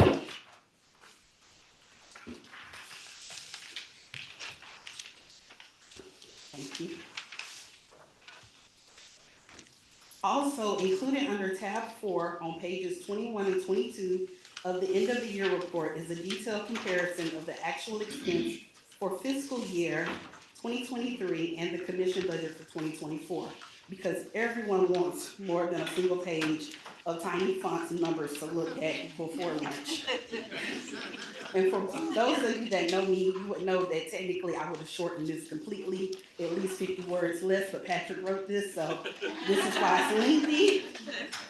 Finally, Patrick would like me to thank Judge Hervey and Judge McClure and the Court of Criminal Appeals for the grants that they awarded to provide 20,000 in scholarship funds for judges and attorneys to attend the 2023 Judicial Summit on Mental Health. The commission was able to award 33 scholarships for those who applied and would not have been able to do otherwise, or would not be able to otherwise attend in person. He says, thank you. That is all we have for the finance portion. Any questions? Awesome. Y'all have a good rest of your day, and I'm turning it back over. Thanks, Gigi. Next is our strategic plan. In May of 2022, the Long-Term Planning Committee met to create an updated JCMH strategic plan for the next 5 years. And on May 2nd, the 2023 strategic plan was approved by the Commission and the Executive Committee. The plan starts with our same mission statement, but we've also included overarching principles. And then we also have a vision statement. That is, every Texas judge and attorney has the knowledge, tools, and resources needed to apply a comprehensive and collaborative approach to diverting appropriate individuals with mental health needs, substance use disorders, and intellectual and developmental disabilities away from the criminal justice system, balancing community safety and well-being. The next part is the implementation portion of the plan, which is broken down by collaborate, educate, and lead, as was our previous strategic plan. And the last section is new. It's called organization. This lays out principles for our governance, human resources, and communication, and how we evaluate our progress. The short-term policy priorities from the committee are not explicitly included in the formal strategic plan, but these goals created in that meeting are steering the Commission's work and our projects. Just to name a few, the focus on youth work, mental health courts, implicit bias, the ethics of being a judicial leader, and a video library. All of those are currently underway. The Forums Committee is chaired by Judge Dave Jan. That was established in December 2019. Tasked with examining common mental health forms, the committee sought to produce a set of standardized forms that could be used in any county in the state. The Forms Committee met regularly and developed over 60 forms related to mental health, which are available on the JCMH website.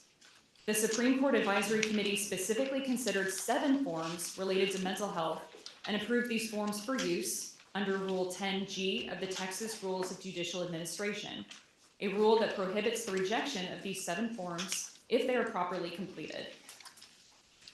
The Legislative Research Committee is already working on drafting legislation in anticipation of the 89th legislative session. And you can see some of those legislative priorities that are available in our notebook today. Our next meeting of the Legislative Research Committee is February 13th. And I also wanted to announce that the April 10th meeting will now be a work group meeting. If you are interested in drafting legislation, we would love to see you at those meetings. So please see one of the staff and we will hook you up with that invitation. Roundtable discussions are designed to address key issues affecting mental health and IDD law and the courts that hear those cases. The discussions are usually a half-day program facilitated by a subject matter expert. The topics vary year to year, and the number of roundtables hosted each year also varies according to the interest of stakeholders and issues that demand our attention. A roundtable on children's mental health issues was co-hosted by the Supreme Court Children's Commission and JCMH in June of 2022. The report is available on both commissions' websites. And in December 2022, a roundtable on complex issues in emergency detention proceedings was held.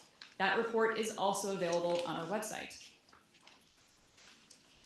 And I'd like to ask Cynthia Martinez to give us a report on the Community Diversion Coordinator, please. Good morning. My name is Cynthia Martinez, and I am the paralegal for JCMH. I'm sure all of y'all have received some type of email from me.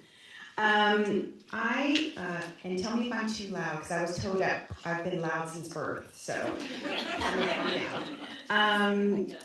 So before starting JCMH, I have 23 years of state experience, which includes me working at HHSC prior to JCMH, the Texas Commission on Law Enforcement, and the Austin State Hospital MHMR. That's where I started my state experience there. My private sector experience includes Dell, Epicor, and Navient corporations. In my current position here at JCMH, I project manage all of the commission meetings, events, and special projects,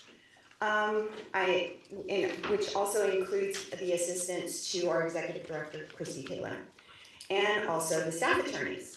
In addition to that, I project manage the Community Diversion Coordinator Program. The Community Diversion Coordinator Program aims to improve the coordination between the courts and behavioral health providers to connect the judiciary and diversionary and treatment resources. This is expected to reduce the reliance on competency restoration services, prevent forensic waitlist growth, and provide innovative pathways for quicker quicker preventing decomposition. The implementation guide is meant to assist other Texas courts and jurisdictions in enhancing their interactions with the administration or justice for individuals with mental health needs. The current pilot sites counties are Denton, Grayson, and Smith counties. The National Center for State Courts, NCSC, is supporting the efforts to build the programs efficiently and document the work and data collection. NCSC is focusing on completing the program implementation guide, refining site profiles, and SMART goals. I meet monthly with each pilot county and NCSC staff to discuss the improvements and the challenges they face. Data collection continues to be a priority for the pilot sites and to make data-driven adjustments. Thank you. Oh, do y'all have any questions? Thanks, Cynthia. Kama Harris, please. Good morning, everyone. My name is Kama Harris. I'm so happy to see so many familiar faces and some new faces as well. I'm one of the staff attorneys for the JCMH. I started right when COVID started, so I've been around since 2020. I went to Texas Tech Law, and Professor Shannon was my criminal law professor, so if I get anything wrong. And I don't think I'd be here without Judge Nelson, who sent me this job description, and it really has been a dream job. Before starting work here, I primarily practiced criminal defense for 9 years, mostly for adults. I was with the Regional Public Defender for capital cases, then I was with the Burnett Public Defender's Office, and then I did some private practice work, and family law was not for me. At the JCMH, I enjoy focusing on the intricacies of mental health and IDD legal practices and the procedures that are integral to improving our justice system. I direct most of our education-based projects. So I spearhead our adult mental health and IDD law benchbook publication, which is updated every 2 years and is published after each legislative session. Our most recent publication was released in November 2023. It's free through the JCMH, and if you don't have one there, we have some extra in the corner, especially for new commissioners. We wouldn't be here without Judge DeBose, who chairs that committee, so thank you so much, Judge. In addition, I also direct the annual summit on mental health, and Judge Carr is the chair of that committee.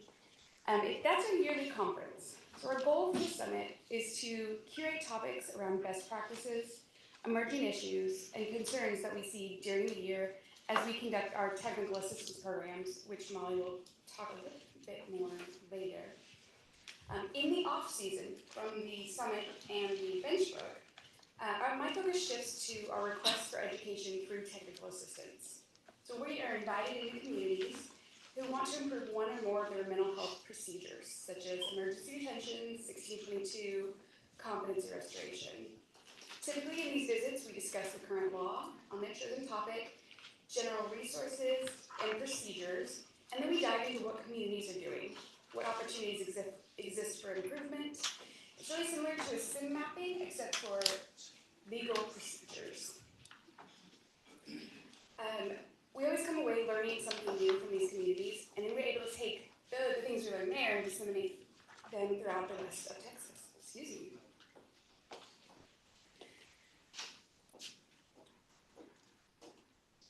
There we go. Sorry. These seminars really dovetail nicely with the work that Christy's doing with the Texas Mental Health Law Pilot Project, which I think we're going to discuss a little later.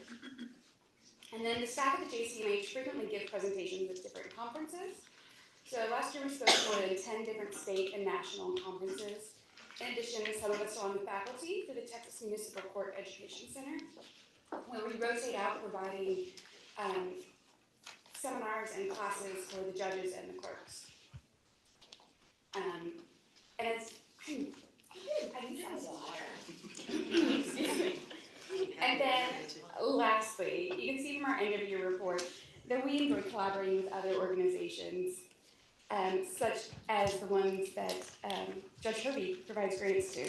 And it really does make a difference in our work, all that collaboration across all of these education agencies. I'm gonna pass this to Andy as I get some water. Hello, my name is Andy Perkins. I am a staff attorney with the commission, and I started in August of last year. Before joining the commission, I worked on child support cases, and I was law clerk to the federal magistrate judge in my hometown of Abilene. In addition to supporting on other projects, I lead on our Texas County Resources and Innovations in Mental Health map, where we provide a list of mental health and community resources for each county in the state. We're in the middle of a project to improve on this map, specifically to highlight innovative programs and models across the state. I invite you to take a look at the map, let us know how you think it might be improved, or if there are resources you know in your community that we can add to it. I also help as a liaison to the data committee and appreciate Dr. Almeida. We are working on a few projects and we are getting the ball started this year. So if you have some ideas or would like to join that committee, you should reach out and we would be glad to have your help. JCMH also hosts a video library which contains video overviews of several JCMH products you're hearing about today. It includes webinars and an archive of our previous summits. We also have several other materials and publications available on our website, including bench cards, letters from our Garrison residents, information on legislative sessions, and a code book published with LexisNexis. I'm going to return it to Molly for some instructions about lunch. Actually, I'd like Judge Hervey to tell us about lunch. We have lunch. It's outside. Please enjoy. Our court provides that for you for your enjoyment. And how long do we want to? Pick up about 12:15, half an hour or so. We'll see how everybody's doing, and that way, hopefully, we can give you a little bit of time back as you get on the road this afternoon. Thank you.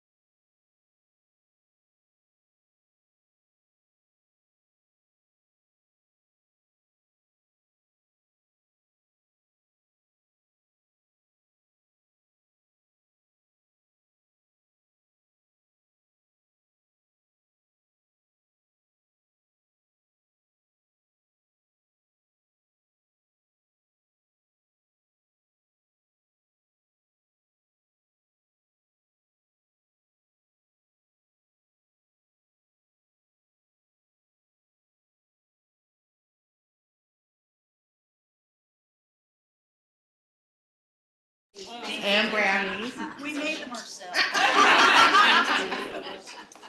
And one of her many talents is baking. Thank you, Judge Herbie. All right, well, I hope you have met 1, 2, maybe 3 new people over the course of the lunch period.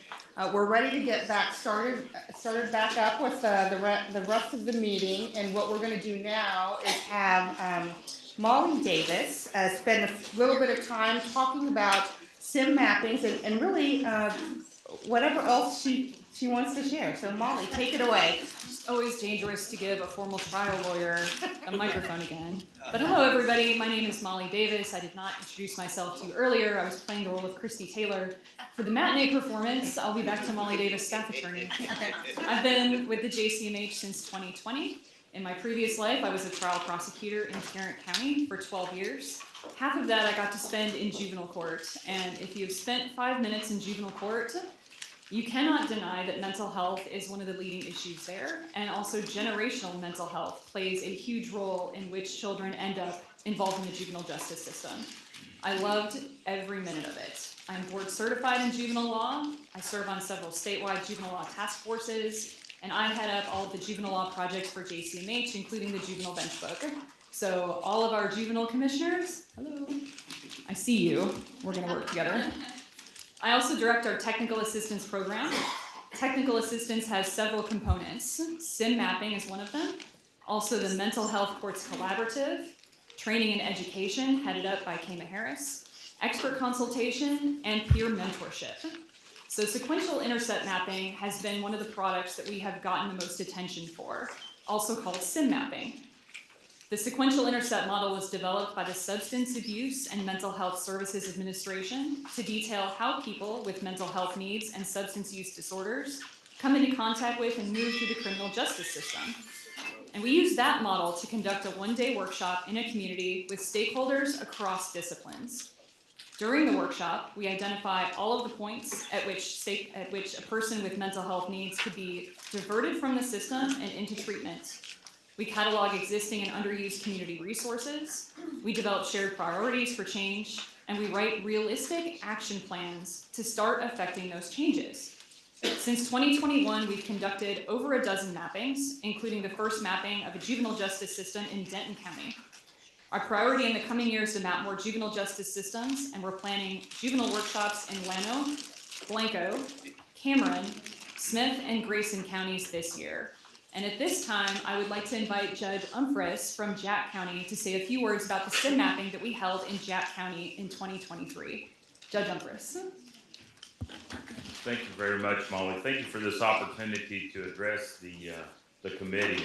By the way, this was totally a surprise, so I do not have prepared notes. But the other thing is back home in Jack County, you never give the county judge a microphone, because I will talk forever. But here's a different situation. I am amongst fellow people that will talk on a microphone. So anyway, Molly asked me just for a few minutes, and I want to say especially thank you. As I was walking in, I met Jeannie Simpson with the Texas Department of Health and Human Services, and she said, well, Judge Umphris, I actually recognize you, or I recognize your name. And she said, and we were communicating and trying to figure out how you knew who I was. And she said, we actually funded your SIM project. Sim community of practice. Okay, the community of practice.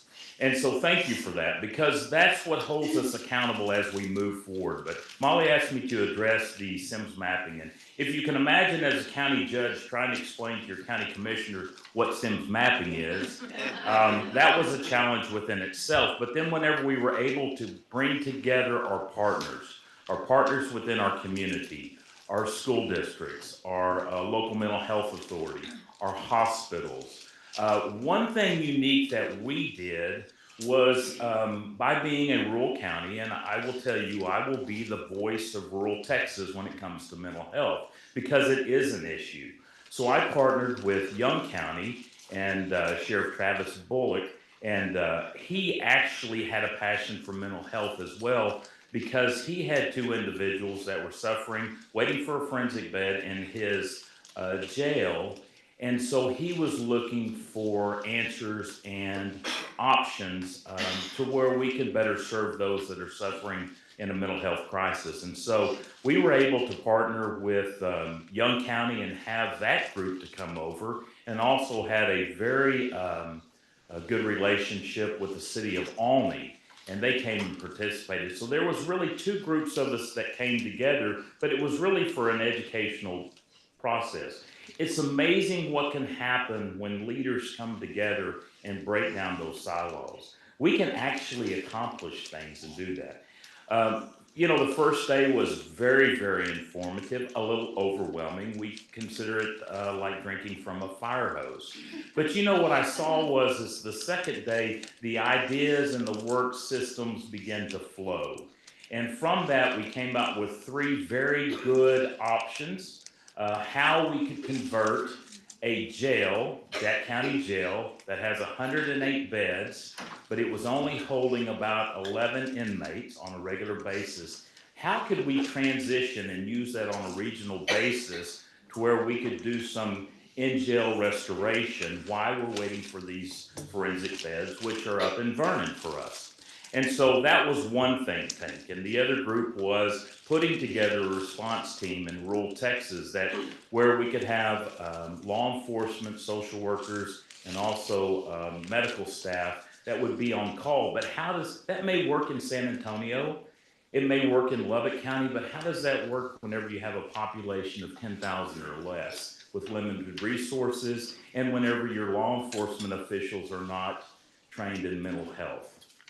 And so that's been a challenge. And so there's been a group of individuals that's been working together to develop that team, and they're continuing to work with that. And then also our final was, how do we continue to get that information? How can we train?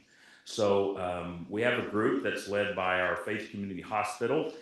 They're in Jacksboro, that is taking the lead on providing training to our community, to our law enforcement, to other leaders, civic leaders regarding mental health. And so that has been extremely good. And then going to the next step, the coalition or the collaborative partners, that is important because it holds us accountable. And as a matter of fact, they're meeting today by Zoom, and they do that on a regular basis. And Doug and Linda does a phenomenal job of explaining and educating people that have no knowledge whatsoever about responding to a mental health or someone that's in a mental health crisis. So, Molly, thank you for this opportunity to kind of give a brief overview. I'm proud to say that I believe that we were one of the first truly rural counties that participated in the SIMS mapping, and I would strongly encourage others that are listening in or that are my peers in Northwest Texas to follow suit, because it's the first step of finding a solution towards mental health in rural Texas. Thank you. Thank you so much, Judge Umphrose. And I would also like to introduce that Dr. Jenny Simpson is here today. I'm not going to ask you to say anything, but it would be remiss if we did not mention that her team at HHSC has also been leaders in bringing SIM mappings to many communities, including many rural communities in the last few years. So thank you for adding to that conversation. One of our other technical assistance offerings involves education and training, and Kamo was able to cover that for us earlier. We also offer peer mentoring, and I wanted to mention this today because it is open to everyone. I encourage you to share our contact information with your friends and your colleagues. It is so helpful when you are staring at a mental health law that you have never seen before, or the legislature has just passed and said you need to implement on September 1st, and it is tomorrow. If you're facing a challenge with your mental health docket, or you just need to talk out a situation with another judge, another prosecutor, another defense attorney who has been there, done that, bought the t-shirt, we can help with that. All of you who are sitting here, we are going to call on you to be those mentors for other folks who are calling in. And when you call in, we will turn you over to other folks as well. So it's really a great collaborative process. We learn something new with each one of these connections and conversations. We're so happy that we can do that.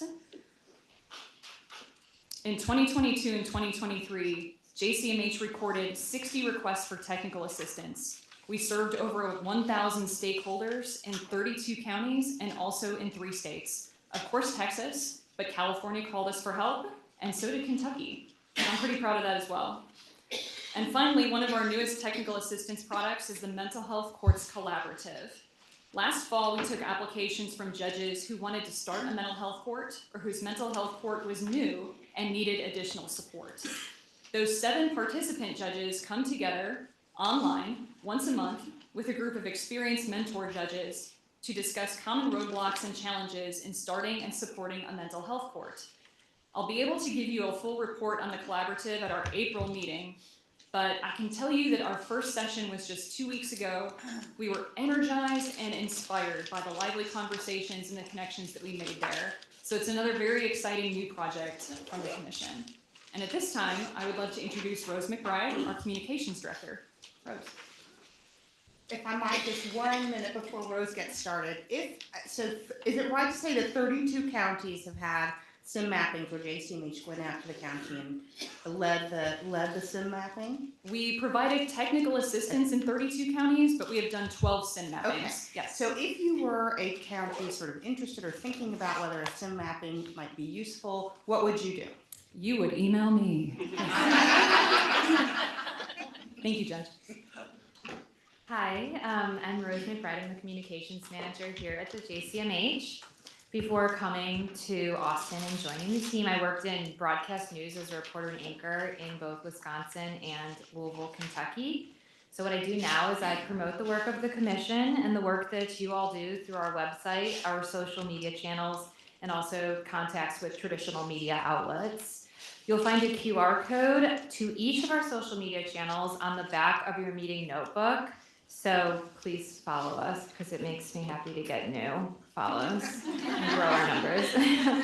And so some of the things we post about are just mental health and justice related resources throughout the state, relevant news that's going on in different areas, our workshops and projects, things like this, the commission meeting.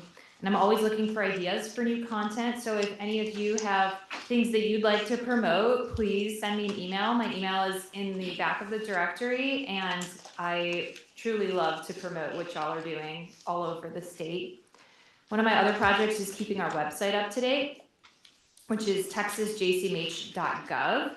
And there you can find archives of our past meeting recordings. This one will go on the website after the meeting is over. Reports that we've published, agendas, and recordings of past summits that we've had, our last 6 summits, as well as digital copies of our bench books. And like Molly mentioned, you can ask for technical assistance on the website too. We have standardized forms, external resources, requests for consultation, all about our SIM mappings, and anything that you pretty much want to know about, it's on there somewhere. Since we last met in October, we also released 3 more episodes of our JCMH podcast. So this is something that we started last March, and it's called Reimagining Justice, Exploring Texas Innovations in Mental Health. So those 3 episodes since the summit were Judge Stephanie Sawyer, who was one of the speakers at the summit. She talked to us about the Sentencing Foundation, which is her organization that uses resource-based sentencing and supervision. And then we also had JCMH Commissioner Lee Pearson, who introduced us to pretrial intervention in Dallas County. And then Commissioners Denise Onken and Wayne Young their episode was just published about a week ago. And they talked to me about the 5th year of the Harris County Diversion Center.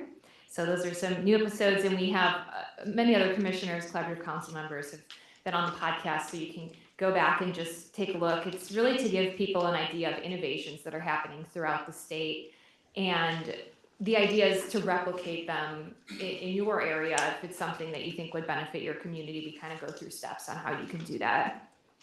Coming up in February, we'll have an episode from Sergeant Sean Edwards from Burleson County, one of our collaborative council members, about rural diversion. So we just had a Harris County episode about their diversion center. Now we're going to Burleson, a smaller community, to talk about rural diversion. And if you have an innovative program in your county or your community, I'm always looking for ideas. So please email me and let me know. I'd love to get you all on the podcast and really share what you're doing with all of our listeners. Thank you. I'll give it back to Molly. Thanks, Rose. Kama Harris is going to give us an overview of another new product, the County Mental Health Law Plan. Thank you. The podcast is actually really good. It's my favorite project to work on because I just get to like listen to these awesome conversations. I'm standing in for Christy Taylor to tell you about the mental health law plan. So this idea came about from the Texas Indigent Defense Commission. All of the counties in Texas have an indigent defense plan. They know what the plan is. And most counties have not very much of a clue of what the mental health plan is. So we would like to try to remedy that. So this project is a pilot project, and there's 8 counties who are participating. And we are developing the curriculum to assist these counties to create and implement a mental health law plan, which is following a checklist created by the JCMH, which is available, but also the template itself we are creating.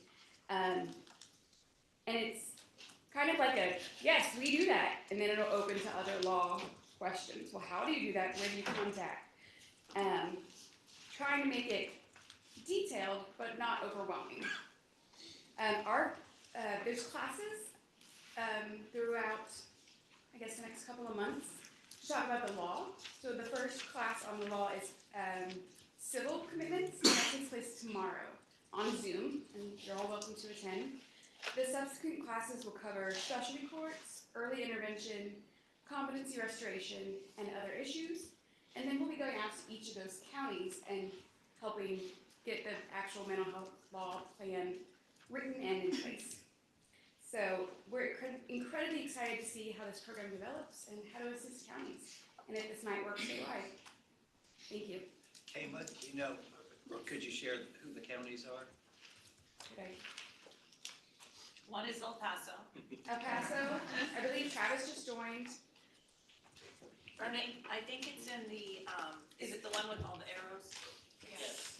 No, it's in your book. Okay. Sorry.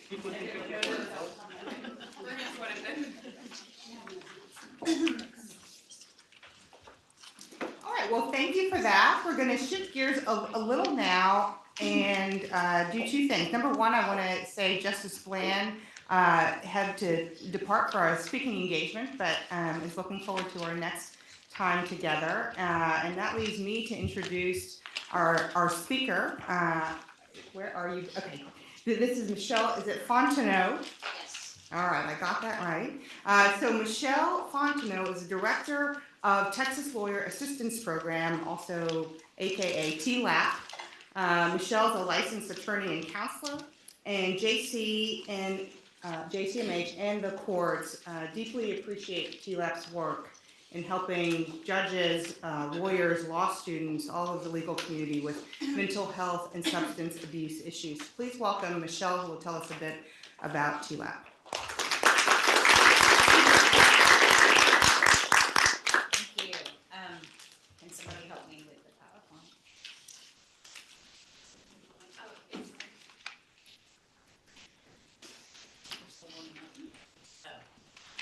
Anyway, I'll introduce myself. I'm Michelle Fontenot. I like to say that I used to work with children in special education, and I told them how to pronounce my name was because I am fun to know.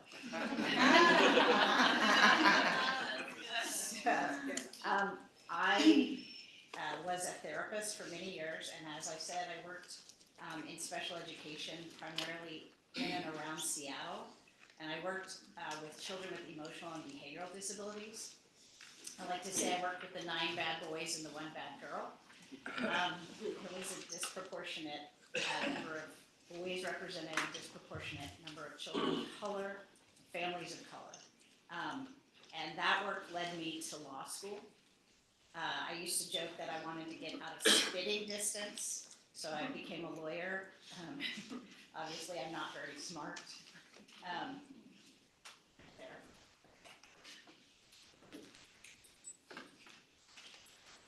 Can you hear me? Yes.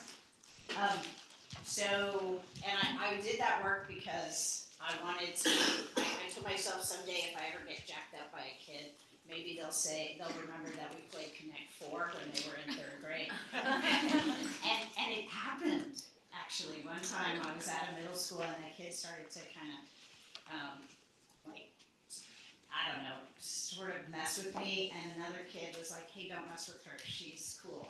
And it was a kid I had worked with. So anyway, I became a lawyer and practiced in Seattle, primarily in family law, because I loved it so much. No, because I graduated in 2009, and that was that recession, but it was a great opportunity to blend my mental health and skills in the area of family law. I worked for a CASA program in King County in Seattle. There's a CASA program for family law cases, so a little bit different than dependency. But as a person who was not a young attorney, when I was a new attorney, it gave me the opportunity to practice quite a bit. So a lot of trials, a lot of hearings. Great experience. I moved back to Texas in 2019. My parents are aging. So I worked for the state bar, both in the Chief Disciplinary Counsel's office, in the diversion program. I don't know if people know about it, but the grievance referral program. And then I've been with the Texas Lawyers Assistance Program for 3 years. Texas Lawyers Assistance Program is celebrating its 35th anniversary of existence now. It was developed 35 years ago in January. I like to say jokingly that I wasn't alive when it was started, but that's not true. So I'm going to talk to you quickly about recognizing mental health issues in the practice of law.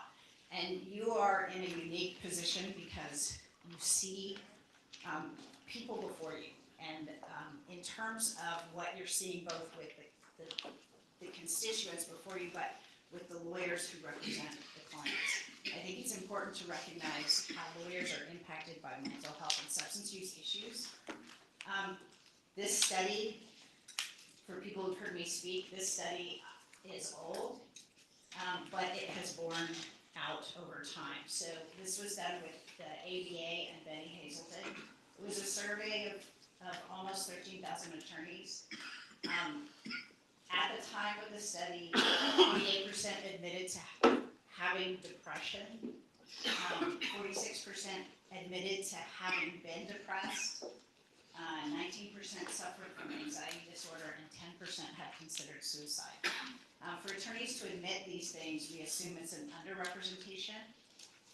So these are significant issues. This same study that 21% of the attorneys surveyed qualified as problem drinkers.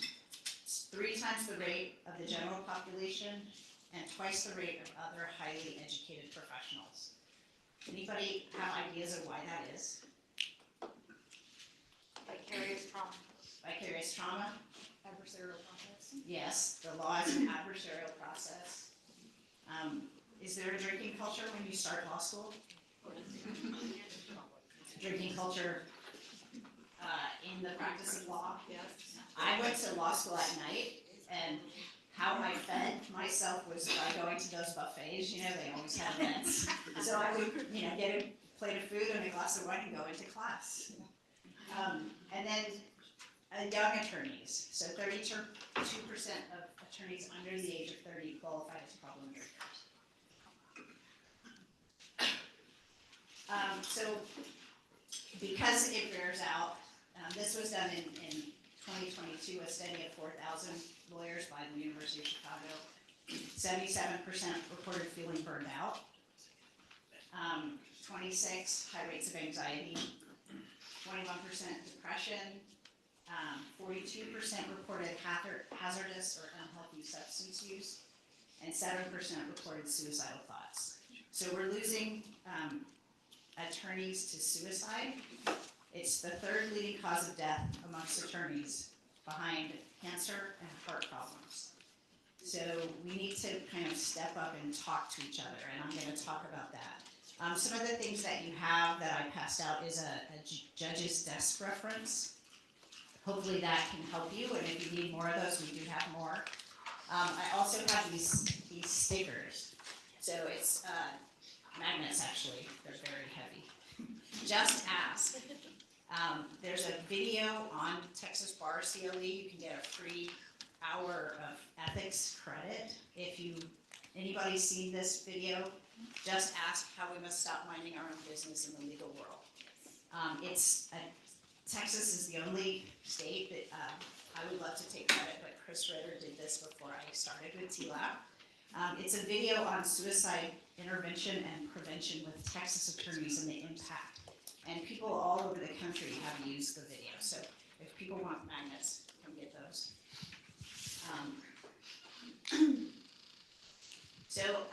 I was asked to talk about what you might see, and I think you are a fluent crowd with mental health issues, so I'm going to kind of blow through this a little bit. But symptoms of depression, feelings of sadness, emptiness, hopelessness, inability to make decisions. I mean, when you have an attorney in front of you, do you know if they're struggling? A lot of times you do. A lot of times you see them struggling. Loss of energy or drive, headaches, those people who ask for continuances quite a bit. Okay. Missing work and work deadlines, and people who talk about death or suicide. These are, what research says the most effective treatments are: talk therapy, medication. We call it a three-legged stool, basically. Talk therapy. There was research that said if you did 6 sessions of talk therapy, 80% of people with depression went into remission, and the other 20% felt better. So talk therapy can be very effective. So of the three-legged stool, one leg is talk therapy, one leg is medication, and the third leg is some group of unconditional positive support. And I tell people that can be, when I lived in Seattle, I had seasonal affective disorder, and my soccer team was that for me. I had to get out of the house when it was dark at 4 in the afternoon and go kick people. And exercise. It made me go do that. It can be your soccer team, your pickleball team, your church group. In Texas, we have groups around the state. A lot of them are online. It's called Lawyers Concerned for Lawyers. Does anyone raise your hand if you've heard about it? So our website, tlaphelps.org, we have a list of the meetings, but Texas Lawyers Concerned for Lawyers hold weekly meetings in a variety of cities around the state that are for lawyers in recovery, for mental health and substance use issues, or lawyers who are interested. When I moved here in 2019, a year later, the world shut down, and I couldn't meet anyone. So that has become a community resource for me. It's fantastic. So other wellness practices are treatments for referrals. So what we offer, we have at TLAP, we have a list of what we call lawyer recommended therapists, clinicians, prescribers, group support. We have psychiatrists. We have inpatient treatment for mental health issues. So if you come across someone or if you are struggling, you can call us. It's statutorily confidential, and we can help you find resources. Some other resources, peer assistance is something that we offer. We have over 1,000 attorneys who are willing to be peer support for other law students and attorneys. You guys know about 988?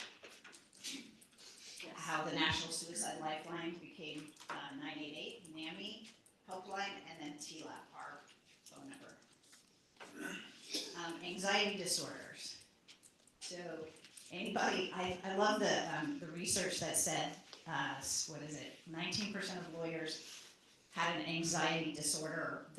The survey suggested that they could be diagnosed. There was an additional statistic that 61 had experienced anxiety, 61%. And I'm like, and the other 39% were just lying. If you're a lawyer, you have experienced anxiety. So anxiety, though, as a disorder becomes excessive. We talk to people all the time. Like, I talked to someone this week who was a paralegal for years, went to law school, became a lawyer at the age of 50, and was like, I had no idea it was going to be like this. Like, inability to practice, concern about whether they wanted to continue to practice. Anxiety is a treatable condition, and it's something that's important to take care of. So if you see someone, struggling like this, then you can call us or have them call us. We have people call us about family members and adolescents. It's not our area of expertise, but we don't hang up on anybody. We refer. If you call people, a lot of times will call us and ask for lawyers, and we'll refer them out. But if you have issues, we try and find resources for you. So the most effective treatment protocols for anxiety are listed. Cognitive behavioral therapy is also research based for depression. Cognitive behavioral therapy, thinking about your thoughts. How many of you have a voice in your head that's a real jerk? Anybody willing to share what that voice says? Like, people are gonna find out that I don't know as much as I, right? So self-talk is one way that cognitive behavioral therapy can help. There's a professor, I'm gonna meet her someday. Her name is Dr. Kristen Neff. I listened to her, was on with Hidden Brain. Do you know that podcast with Shocker and Thompson? I may mispronounce. She is at UT and she is a professor of self-compassion. And it's amazing. Like, it's so important. But anyways, anxiety, similar treatments as with depression. So medication can help, cognitive behavioral therapy, and wellness practices. So breathing, exercise, dealing with your parasympathetic nervous system, avoiding alcohol and recreational drugs, and reducing caffeine. Who drinks caffeine after 2 in the afternoon? Do you sleep well? Yeah. So these are some treatment referrals for anxiety. Does that Buddha make you feel calm? So suicide. I think one of the things about suicide is that it's so stigmatized, right? We're afraid to ask people if they've thought about hurting themselves.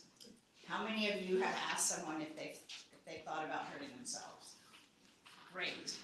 And the first time that people ask that question, it feels awkward. And it's one of the things the CLE talks about. It is a myth that if you ask someone, have you considered hurting yourself? That the myth is that will plant the idea. You are not going to plant an idea if you ask someone that question. I was trained as a young clinician to ask that question. I've done it so many times I don't even think about it anymore. But the issue is that intense suicidal feelings are short in duration.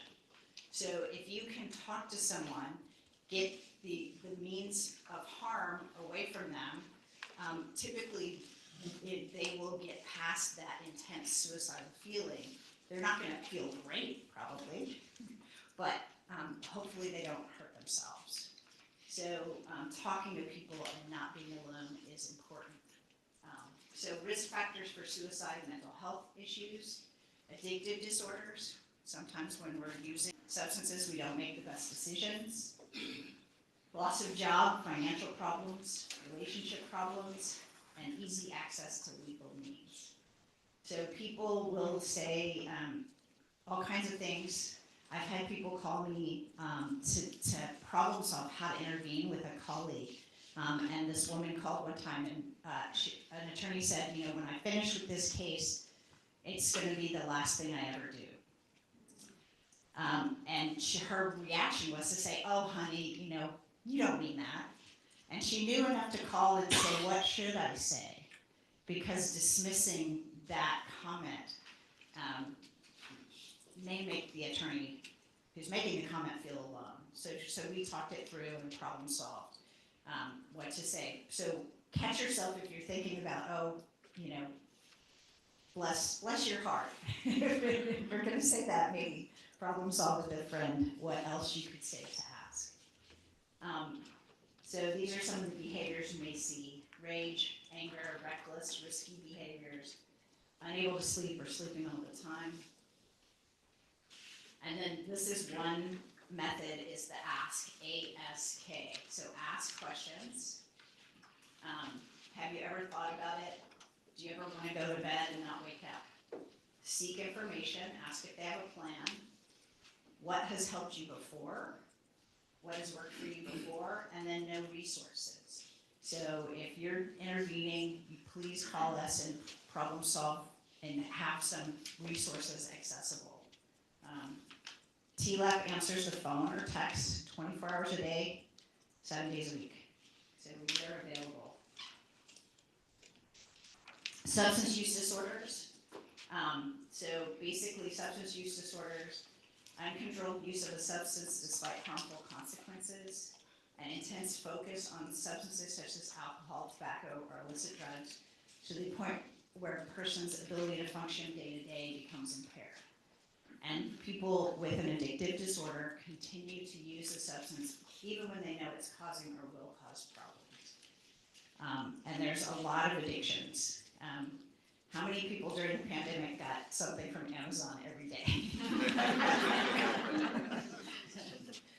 So, here's the resource, the referrals that we have at TLAP. So 12-step meetings, we have lawyers concerned for lawyers meetings, individual therapy. We have psychiatrists who are certified by the American Society of Addiction Medicine, ASAM, peer assistance, inpatient treatment. And I want to say something, I think I'm going to come to it later, but we have relationships. One of my colleagues that works with me, his name is Paul Jacobs. He's an attorney in recovery, and he is heading up our treatment center kind of outreach. We have relationships with inpatient, intensive outpatient, and just, outpatient counseling for substance use treatment. We have relationships with those, so we have a list of lawyer-recommended treatment programs. And there are, how many people here have heard of the Sharon Crowley Lawyer Wellness Trust? A few. I will talk about it, but there are treatment programs who are willing to accept the trust that lawyers can get through calling TLAP as full payment for a 30-day treatment.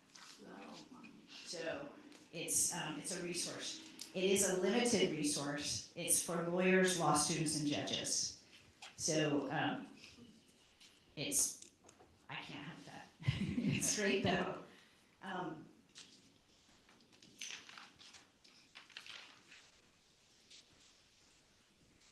It's not working. Yeah, there it is. Oh, it did. Okay. It jumped past. Oh, so bear with me. Sorry.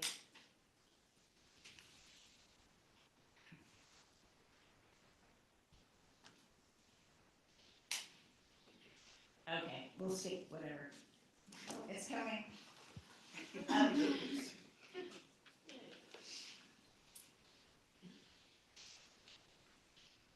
All right. So burnout. Anybody here felt burnt out before? Part of why lawyers are sensitive to burnout, who works long hours, have to do like everything. As Molly said earlier, it's an adversarial system. It's kind of the core of it. We're asked sometimes to act in ways that aren't aligned with our core values. Anybody here felt that way before? Like you never thought you'd be asked to do something and there you are. Do lawyers have a sense of perfectionism? So here's that self-talk. And anybody here heard of the term imposter syndrome? Yeah, so imposter syndrome, people are going to find out I'm a fake. And imposter syndrome impacts higher educated people more than the general population. And people, I like to, we do a training just on imposter syndrome, and Maya Angelou has had imposter syndrome. Michelle Obama, Lady Gaga, I focus on women because I don't know why. And then secondary trauma. So there's a whole practice of trauma-informed lawyering, which sounds really fancy, but it's really just talking about the impact of what comes across your courtroom all the time. And I want to say, you know, you guys are in positions of authority for the most part, but your courtroom staff are also impacted. And so TLAC, one of the things we're trying to do, we've talked with paralegal groups, court professionals. I'm going to speak with court professionals later in June, and you know, the impact of this on them as well, because lawyers don't want judges to know their secrets, but they'll go to your clerk, right? They'll go to your courtroom staff and share their guts. So let's see if this works again. Help helps. So, like I said, if mental health issues are getting in the way of daily activities, counseling does help. And primary care physicians are trained to help identify mental health issues. Has anybody gone to their doctor recently and you have to fill out a questionnaire that says, in the past 2 weeks, have I slept more or less? That is called the Beck Depression Inventory. It's actually been used for years and years, but it's a quick depression screening. So general practitioners are recognizing the impact of depression.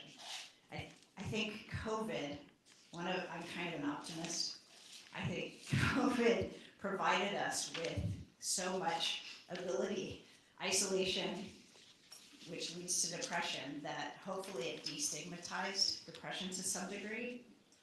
And I also think counseling, like online counseling, is another byproduct. Like, people who live in rural counties in Texas can see therapists online, and research has shown that online counseling is as effective as in-person counseling, and you get sick a lot less. So we can help with resources. So this is what we provide at TLAP: confidential support, referrals to licensed professionals. We have in-the-moment counseling is a telephone counseling service. We can connect callers to counseling 23 hours a day. Currently there's a shift change at 7 in the morning. We provide local group support and resources. We do CLEs twice a month.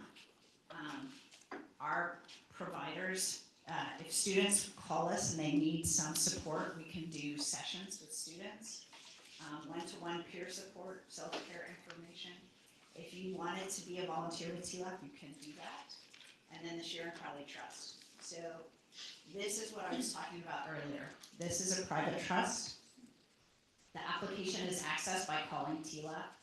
One of the requirements is that people who get the trust have case management services through TLAP. And what that means is that we talk to them and they know what they can get.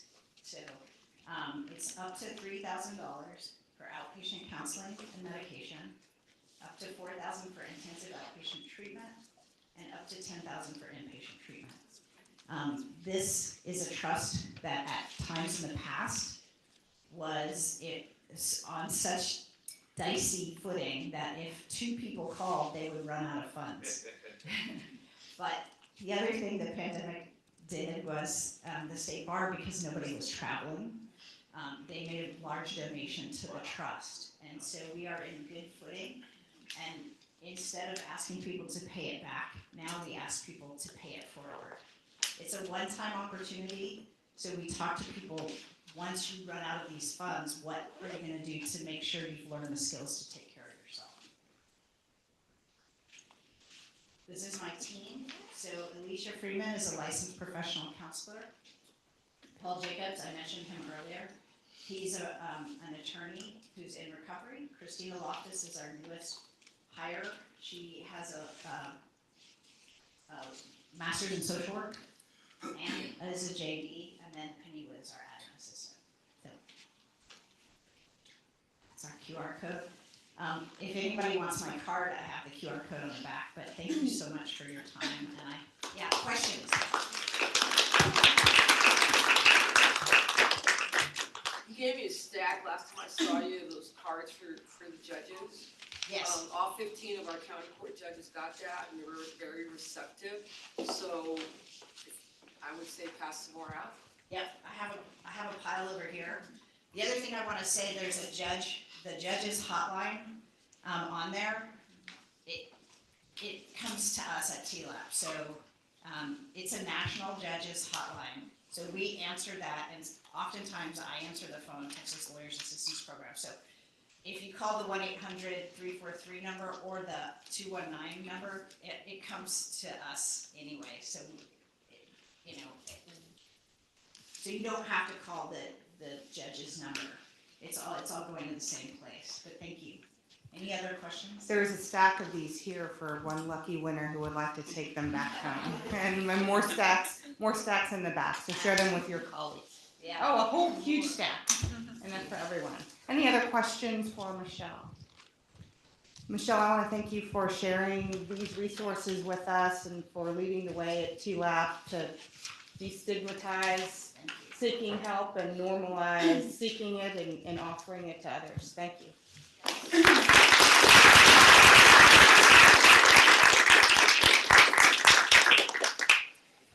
All right, and now we get to round out today's program with a presentation from Judge Stevens, who is over in the corner, but stepping up.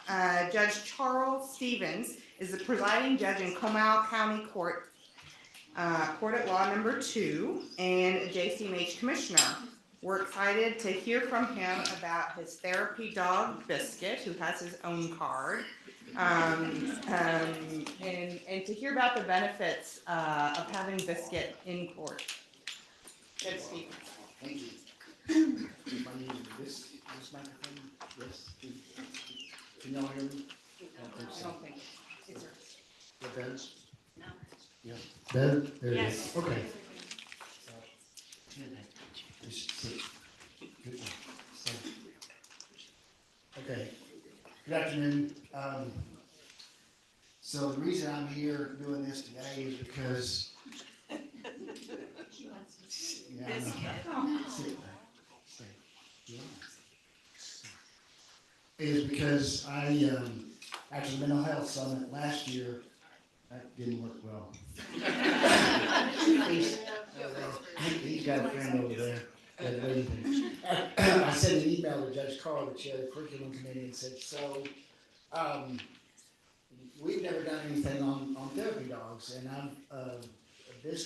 he's 5 years old now, and we spent up till about a year and a half ago training and everything, the first couple of years of his life, a few years, and then we started actually doing therapy dog work about a year and a half ago.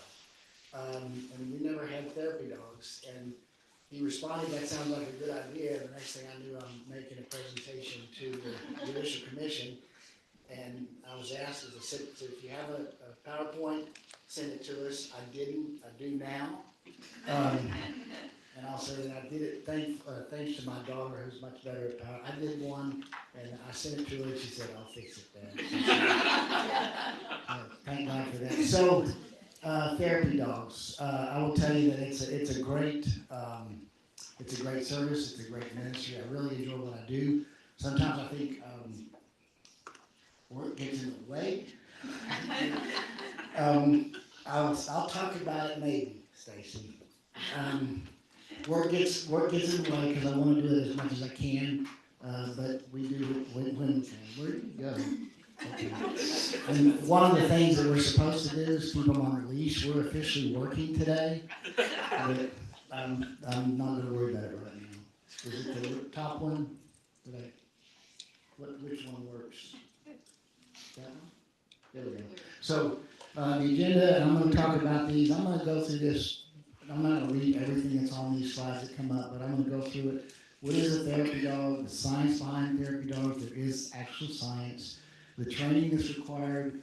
The certifications that's required. Of course, what we do in practice. And then if we have time, why do it. Other than it's just a lot of fun. So therapy dogs, and I'm going to scoot over here so I can see what I'm reading. Therapy dogs are not service dogs. We all know about service dogs. We all see service dogs, and they have the vest that says "Do not pet me." Service animal, do not pet me. They are specifically a canine that's trained or equipped to help a person with a disability. that's not what he's trained for.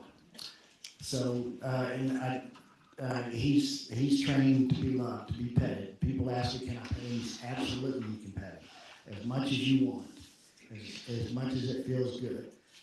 This describes a little bit more about therapy, about service animals. And I put that in here. This is actually from the Health and Safety Code, and as I mentioned, they're specially trained or equipped to help a person with a disability and describe the disabilities. They're the ones that are allowed to go into just about any facility, any facility actually that's available for any other person to go into by law. It's under the ADA, but it's also in the Health and Safety Code.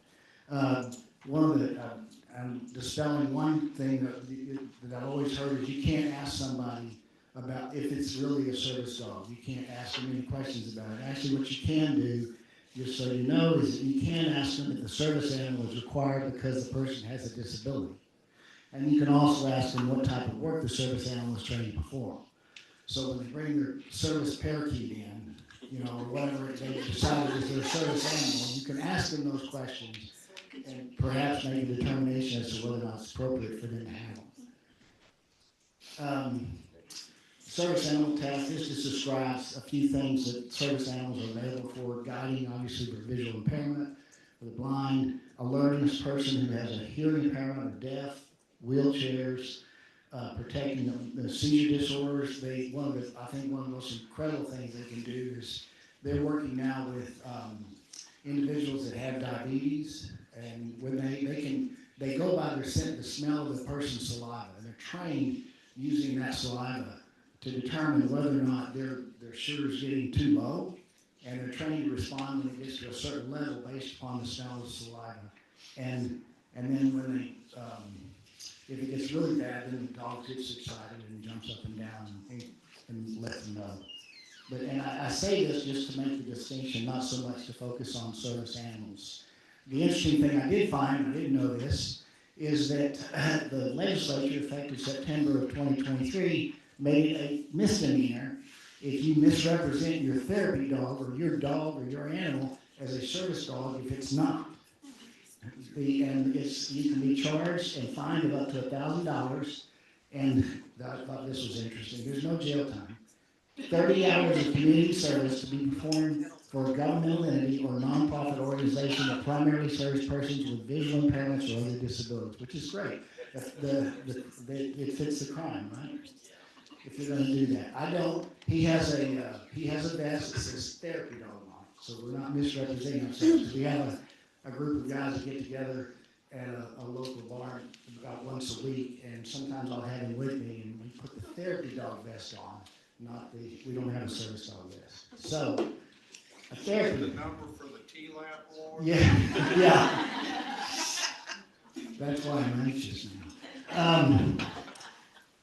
What a therapy dog, more to the point, is the dog is trained to provide affection, comfort, and support to people in settings such as hospitals, retirement homes, nursing homes, schools, libraries, hospices, disaster areas, or just about anything else you can think of.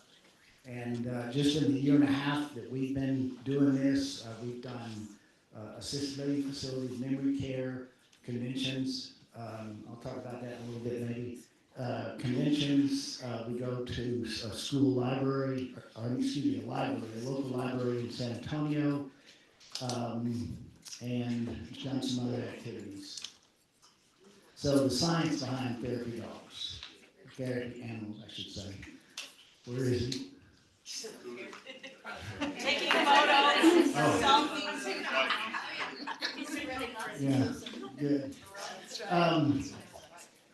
So these are things that are backed up by studies and things, but they're the kind of things that they help psychologically, they improve psychological conditions, including anxiety, depression, social skills. They're beneficial in education settings, providing comfort and companionship or diversion to unpleasant thoughts or situations. A lot of studies show that animals can offer relief and serenity, and I think that's being proven out right here. I will say that when I walk around, if I take you, whether it's just for social reasons or just outside even say here, but to Home Depot and things like that, instead of somebody just walking by you, they walk by and they smile. And if they have kids, they want to pet the dog, and of course you love them. So you can see that immediately. They are non-judgmental, you know, nothing better than seeing a dog when you get home, right? And unrestricted emotional support, both for children and adults. In therapy sessions with a therapist, dogs have indicated improvements in a patient's outlook, as well as the person is more willing to share on a deeper level. Yeah, he does this, with juries too. The petting of an animal gives some ease, it puts people at ease, and then they're also used, and I was talking with somebody asked me about it here today, public schools and universities. We're getting requests through the college organization to go to schools during finals. Universities and even some public schools. I haven't had a chance to do that. I'm working, which I love, by the way. I don't have an opponent, so I'm good. Let's see. I think that's okay. The stressful situations. They've been used in stressful situations, including mass shootings. The PAWS, and I should say something about the PAWS organizations. Pets are wonderful support, is what it stands for. And it's an organization based out of San Antonio, and it's a very large supportive organization. I'll talk a little bit more about the training a little bit in a minute. But they have a very, I don't know how many actual animals or dogs that they have trained and are working within in Bexar County and the surrounding counties, but it's a lot of them. And they were called down to Uvalde here, a couple of years ago, and they sent a group of dogs down there. There's a team that goes for these kind of things. We haven't had an opportunity to do that, of course, and hopefully we don't right now, but they did go to Uvalde, and they were actually invited back the next year when they had the 1 year amendment. They've been used in the Virginia Tech shooting in Blacksburg, Virginia, and they also were used in Sandy Hook Elementary School in Newton, Connecticut. And this is not a district attorney; she's an assistant district attorney there in Comal County, and they have just recently contracted with what's the name of it?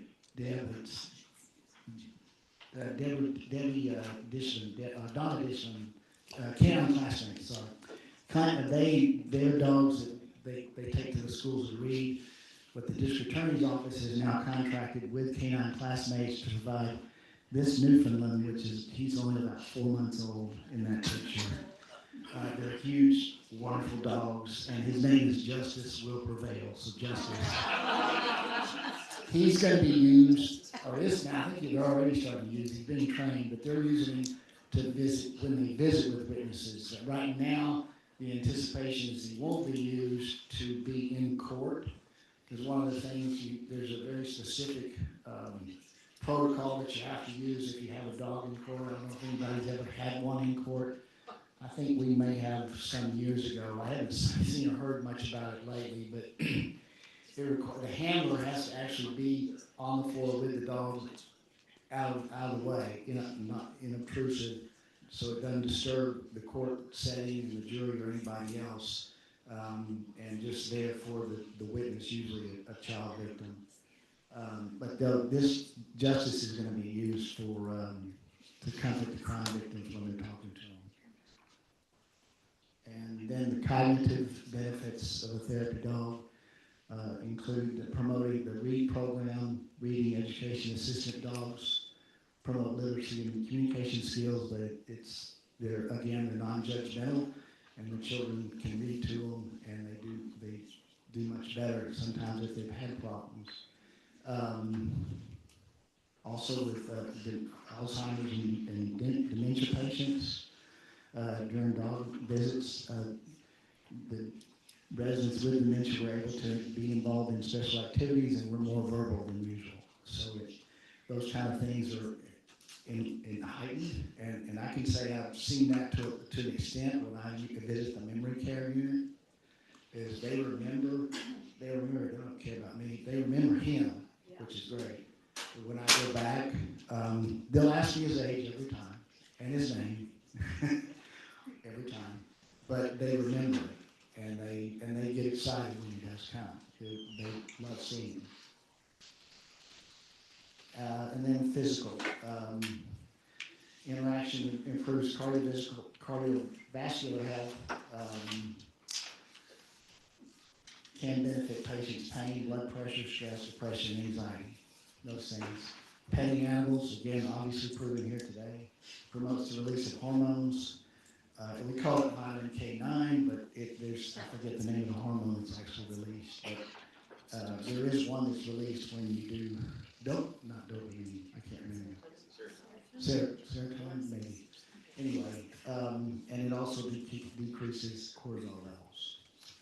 So that's, and this is just sort of a primer. I'm not the expert on all these things, but just to give you an idea of how beneficial they can be.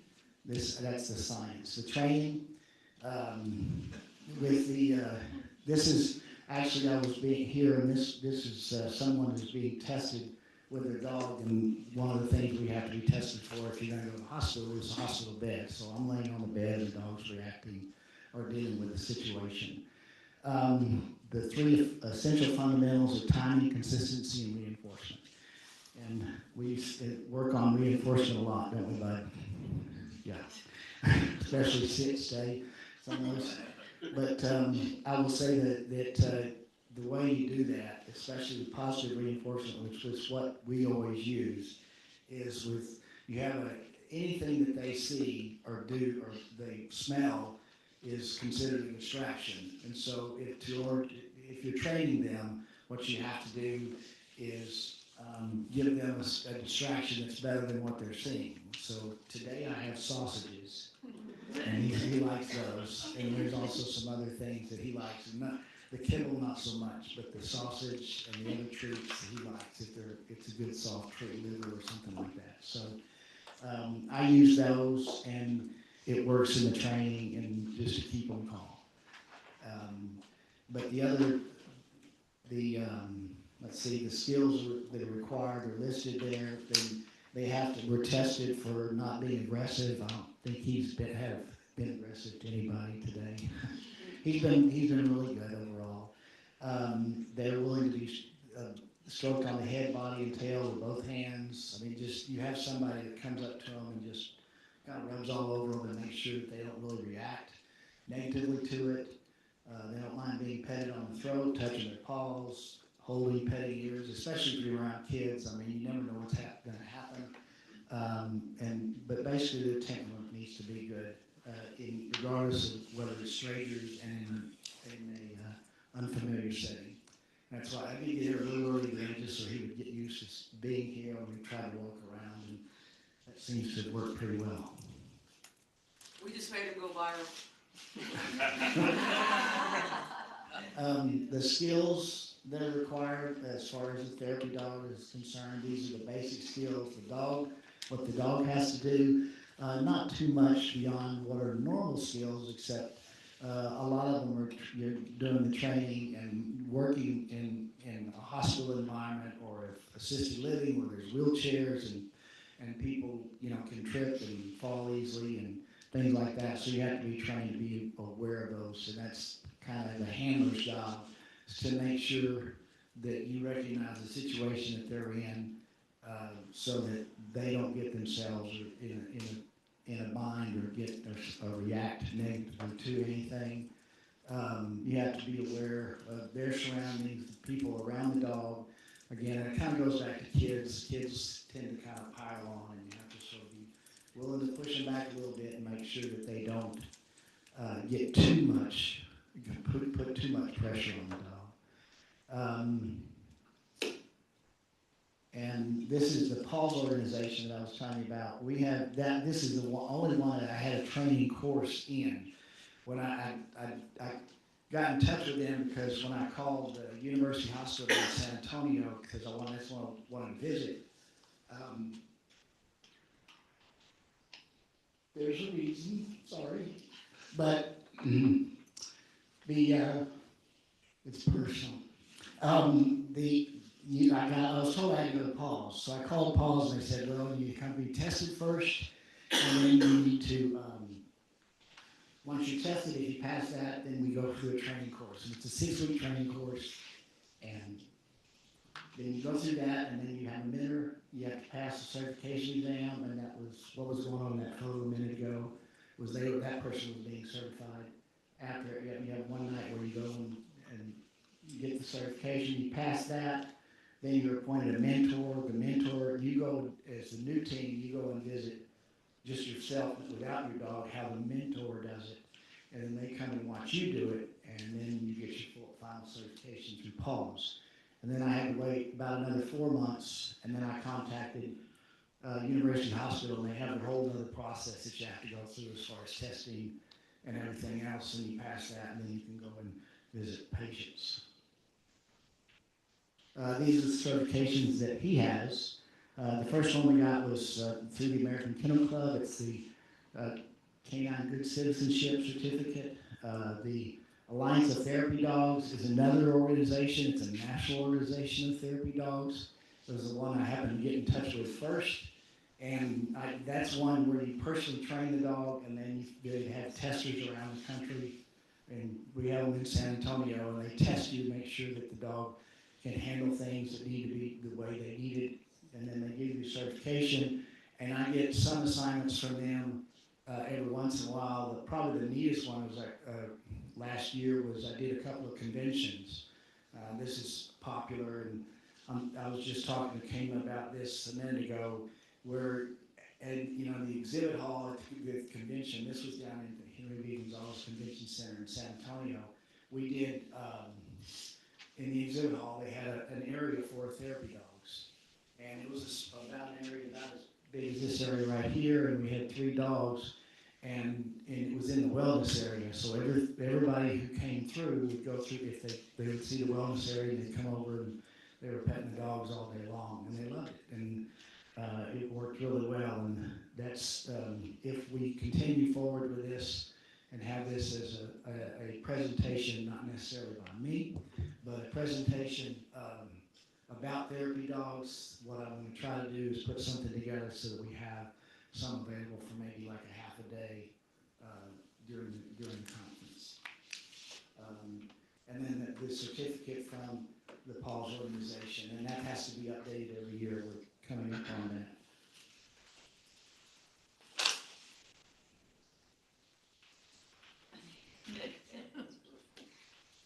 I'm not pointing it right.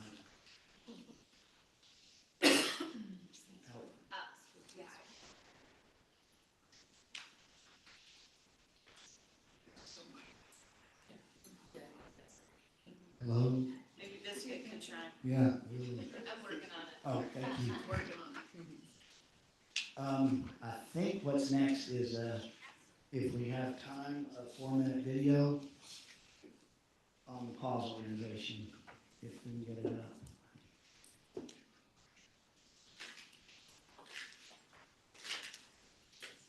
Oh, I forgot. Well, these are just photos. This is the practice. Let me go, can I go back? That's okay. Sorry, it's delayed.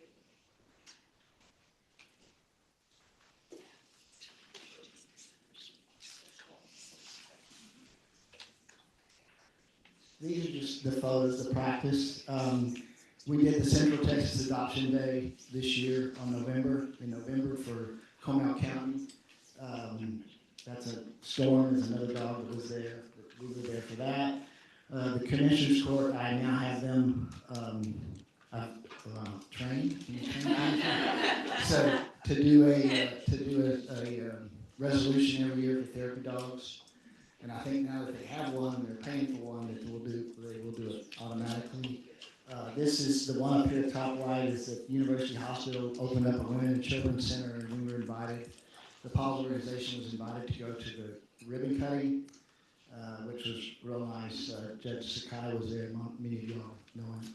And then the one on the far left is is at the hospital, the University Hospital. We visit, in addition to patients, we visit staff. And the staff loves them just as much as the patients, if not more. And they actually collect the cards. You'll go to their staff stations and they'll have like a dozen of these cards from all the various dogs, therapy dogs that have come through.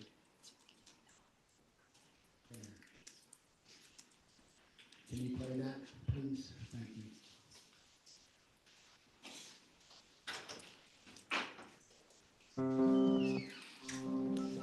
Paws for Service is a local nonprofit organization centered around connecting those in need with a furry form of therapy. These trained teams make it their mission to bring doggy joy to people, one wagging tail and smiling patient at a time. Paws for Service was founded by Betty Dearmore as an outreach program in 1995 and formed as a nonprofit organization in 1999.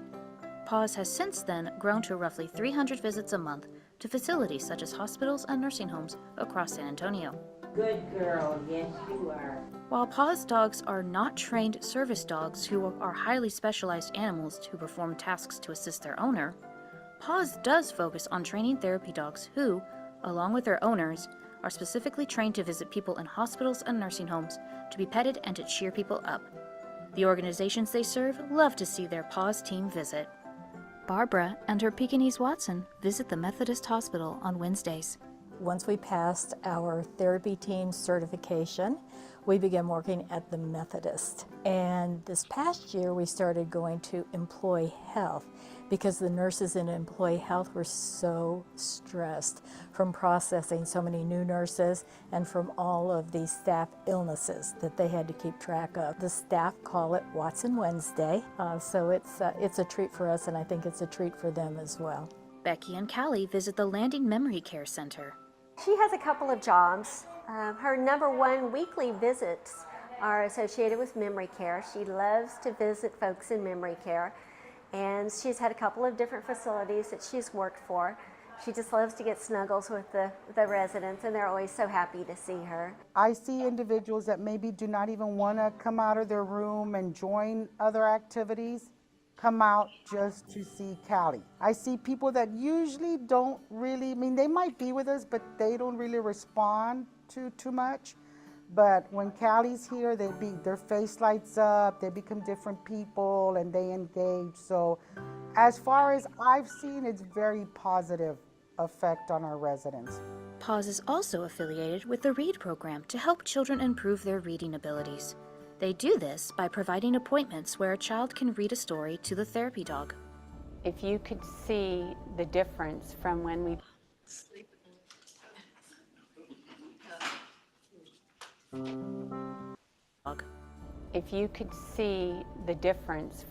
begin the program to when we end the program, you would see how meaningful it is. Most of these kids come in, they're non-readers. They have probably been filled with frustration and fear in the classroom because it's very intimidating to be able to try and read aloud when you can't read. And so having Haley here and having them be able to come down and start gaining that confidence as striving readers has really, really been beneficial for them. Becoming a therapy team requires a lot of hard work. Potential new teams must have a dog that is well socialized and will accept petting from multiple people in different situations. Training for Paws teams begins with an in-depth interview session to determine program compatibility. Following acceptance, there is a required 8-week training that prepares the candidates for a number of common situations they will encounter as they visit their assigned facility.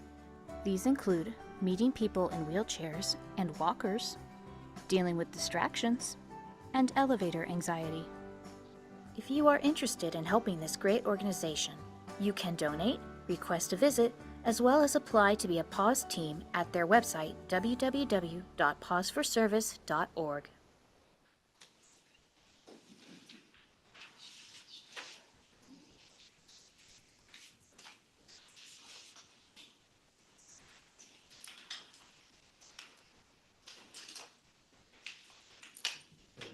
That's the last slide. So,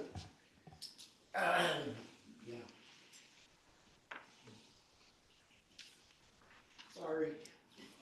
So,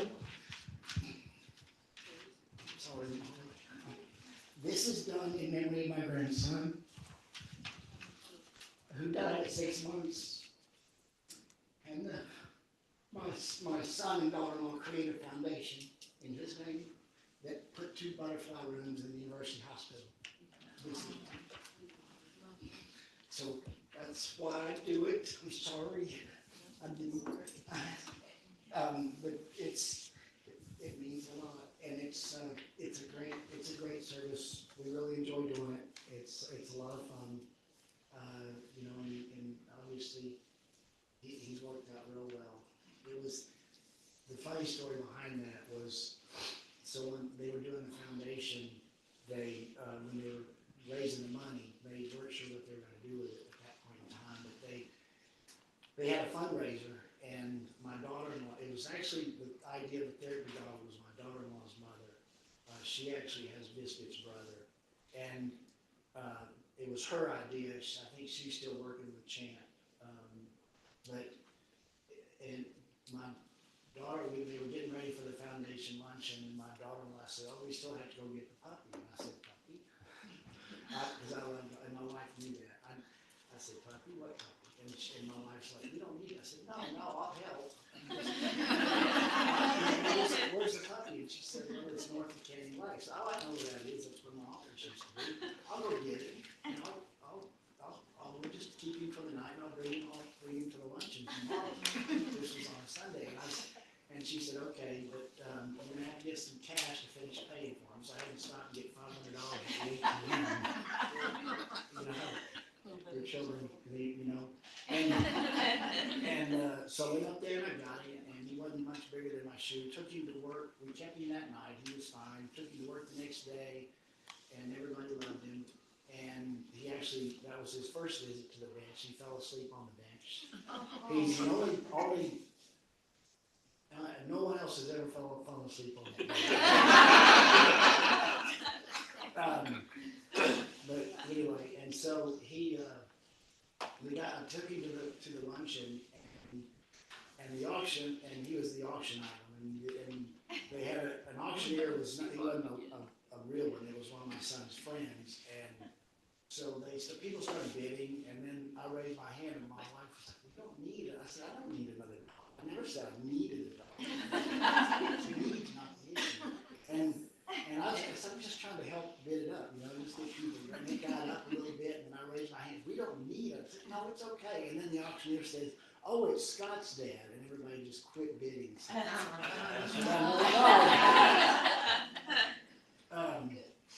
and then, you know, and then this is the result. So it's great. I really enjoy it. I wish I had more time today to do it, because it really is a blessing to see the people smile on their faces.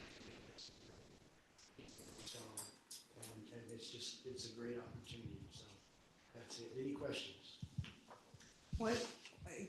So I just want to make a comment. I think that it's a great program, and thank you so much for doing that. In our jurisdiction, we have an organization called Hope Animal Assisted Crisis Response. They went to the Santa Fe active shooter situation down there, and we have them come into the Harris County courts for our victims of crime, when they meet with the prosecutors, and then and they can request it. We let the victims know it's available, so they can have them there when they meet. And then some of the judges have been very considerate and have allowed that as well in the courtroom, so it's great. And I will say, you know, I think everybody can do it in their jurisdiction, because we're in a 20-story high-rise in the center of Houston. It's hard to find a place for them to go out and go to the bathroom and park and all that kind of stuff. But it's worked very nicely, and we even have them walk around with staff sometimes too, because staff do get stressed as well. So it's a great program, and I think everybody should, you know, the people who are certainly dog lovers or don't even know they're dog lovers, it's a great thing. We've seen it. We've seen the looks on the faces, and it helps. Yeah, I use him at the courthouse. I mean, he just goes with me a couple of days just to keep him socialized. Everybody loves him. He kind of like here, he just kind of has the run of the back to the courthouse. And he goes up, he'll go on the bench now with me and just fall asleep usually, just stay there. And then, but I have had a couple of situations when the jury rooms are right behind where my bench, so when I go off the bench, he's right there, and they see him, and he sees them. and he'll go back there, and they usually love, or they do. I mean, I have some people, not everybody's a dog lover, but they go back there. He'll go back there and just kind of run around the room and see everybody. And I've had jurors come out and say, it was really tense. He came back Right. there and the tension just went. Well, and just since so many lawyers here, we do have a memorandum of understanding so that the legalities are all worked out just in case something happens, to the contrary. So yeah, we do have a memorandum of understanding signed.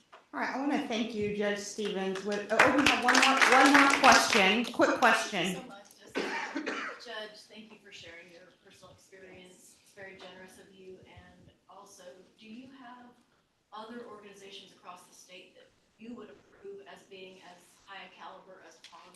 I don't know enough about. I know that it kind of depends on where you are. I know, like in West Texas, the Alliance of Therapy Dogs is very strong. The one in our area, San Antonio area, it's kind of, you get assignments kind of ad hoc. PAWS is much more involved. The Alliance is very strong in West Texas. I looked into it. I think there's some organizations up in Fort Worth area that have some. It just depends on where you are from what I can see.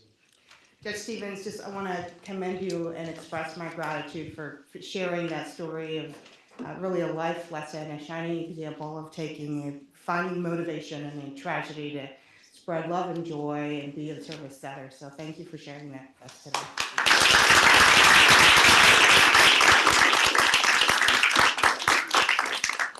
All right, we are now moving on to 3 announcements we have from members of our collaborative council. If you could be mindful of the time and keep your announcement to 1 minute or less. We have 3 of these, Judge Hervey. And I'll start by calling on Trish Strivetta. This is from the State Office of Rural Health. Trish is a coordinator of agri-stress, and she wants to tell us about the helpline for folks in agricultural work. Here you are, Trish. Thank you all for having me here today and to giving me the opportunity to talk about this agri-stress helpline. I would want to mention a couple of things about rural hospitals. The emergency rooms are where they see a lot of mental health patients.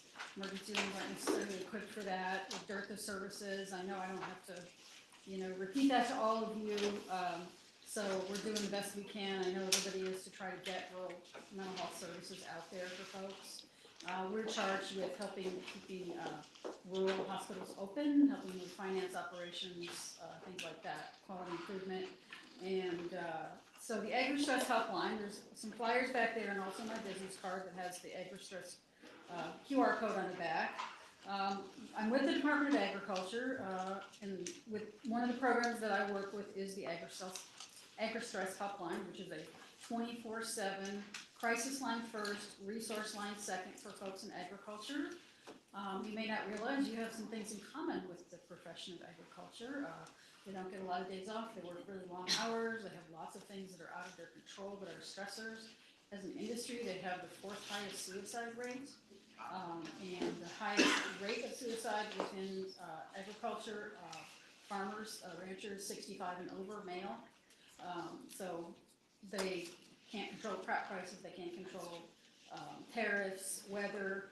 They have strong legacy issues. Nobody wants their farm to fail on their watch that's been around in the family for 100 years.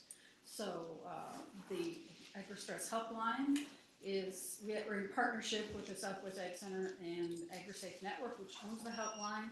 The number is now in 10 states, so 20% of the U.S., hoping to make it a national line.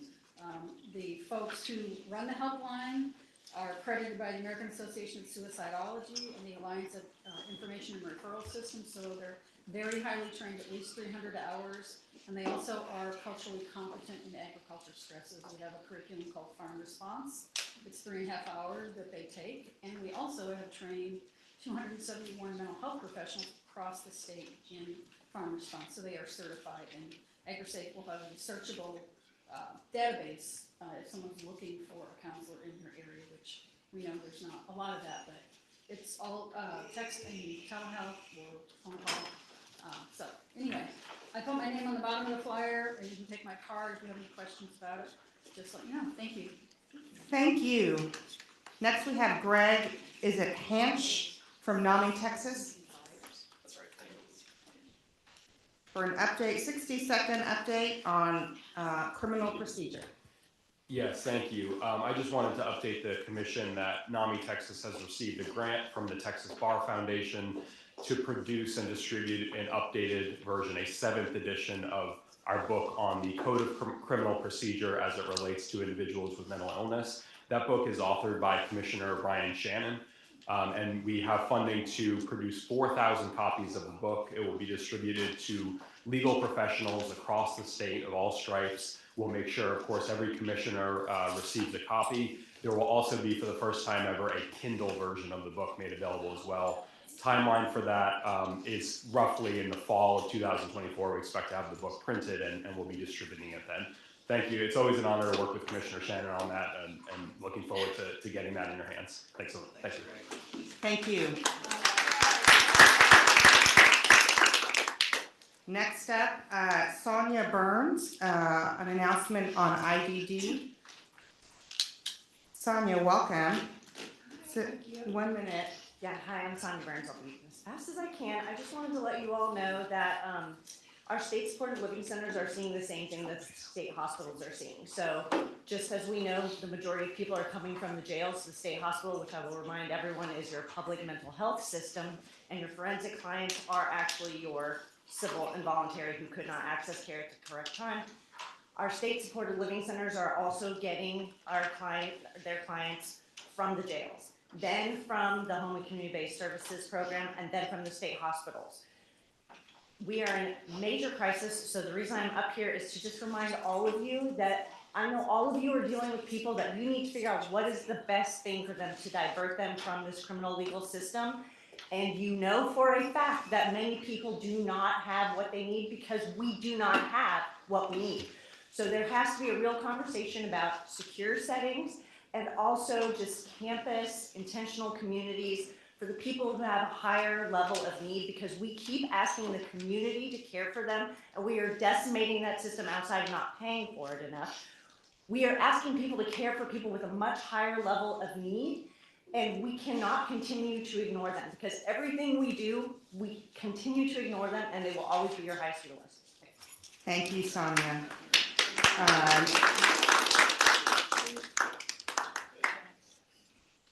Joanna Mendez. And then following that, if you could get ready, Judge Rosie Gonzalez. 1 minute each.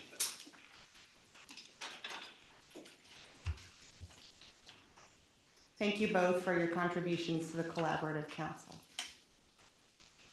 Hi, I'm Joanna Mendez. I am also a professor at UT Austin School of Social Work, and one of the things I love about everyone here is that y'all love learning and having ongoing trainings and things like that. One of the things I wanted to offer as a resource is UT's Austin courses.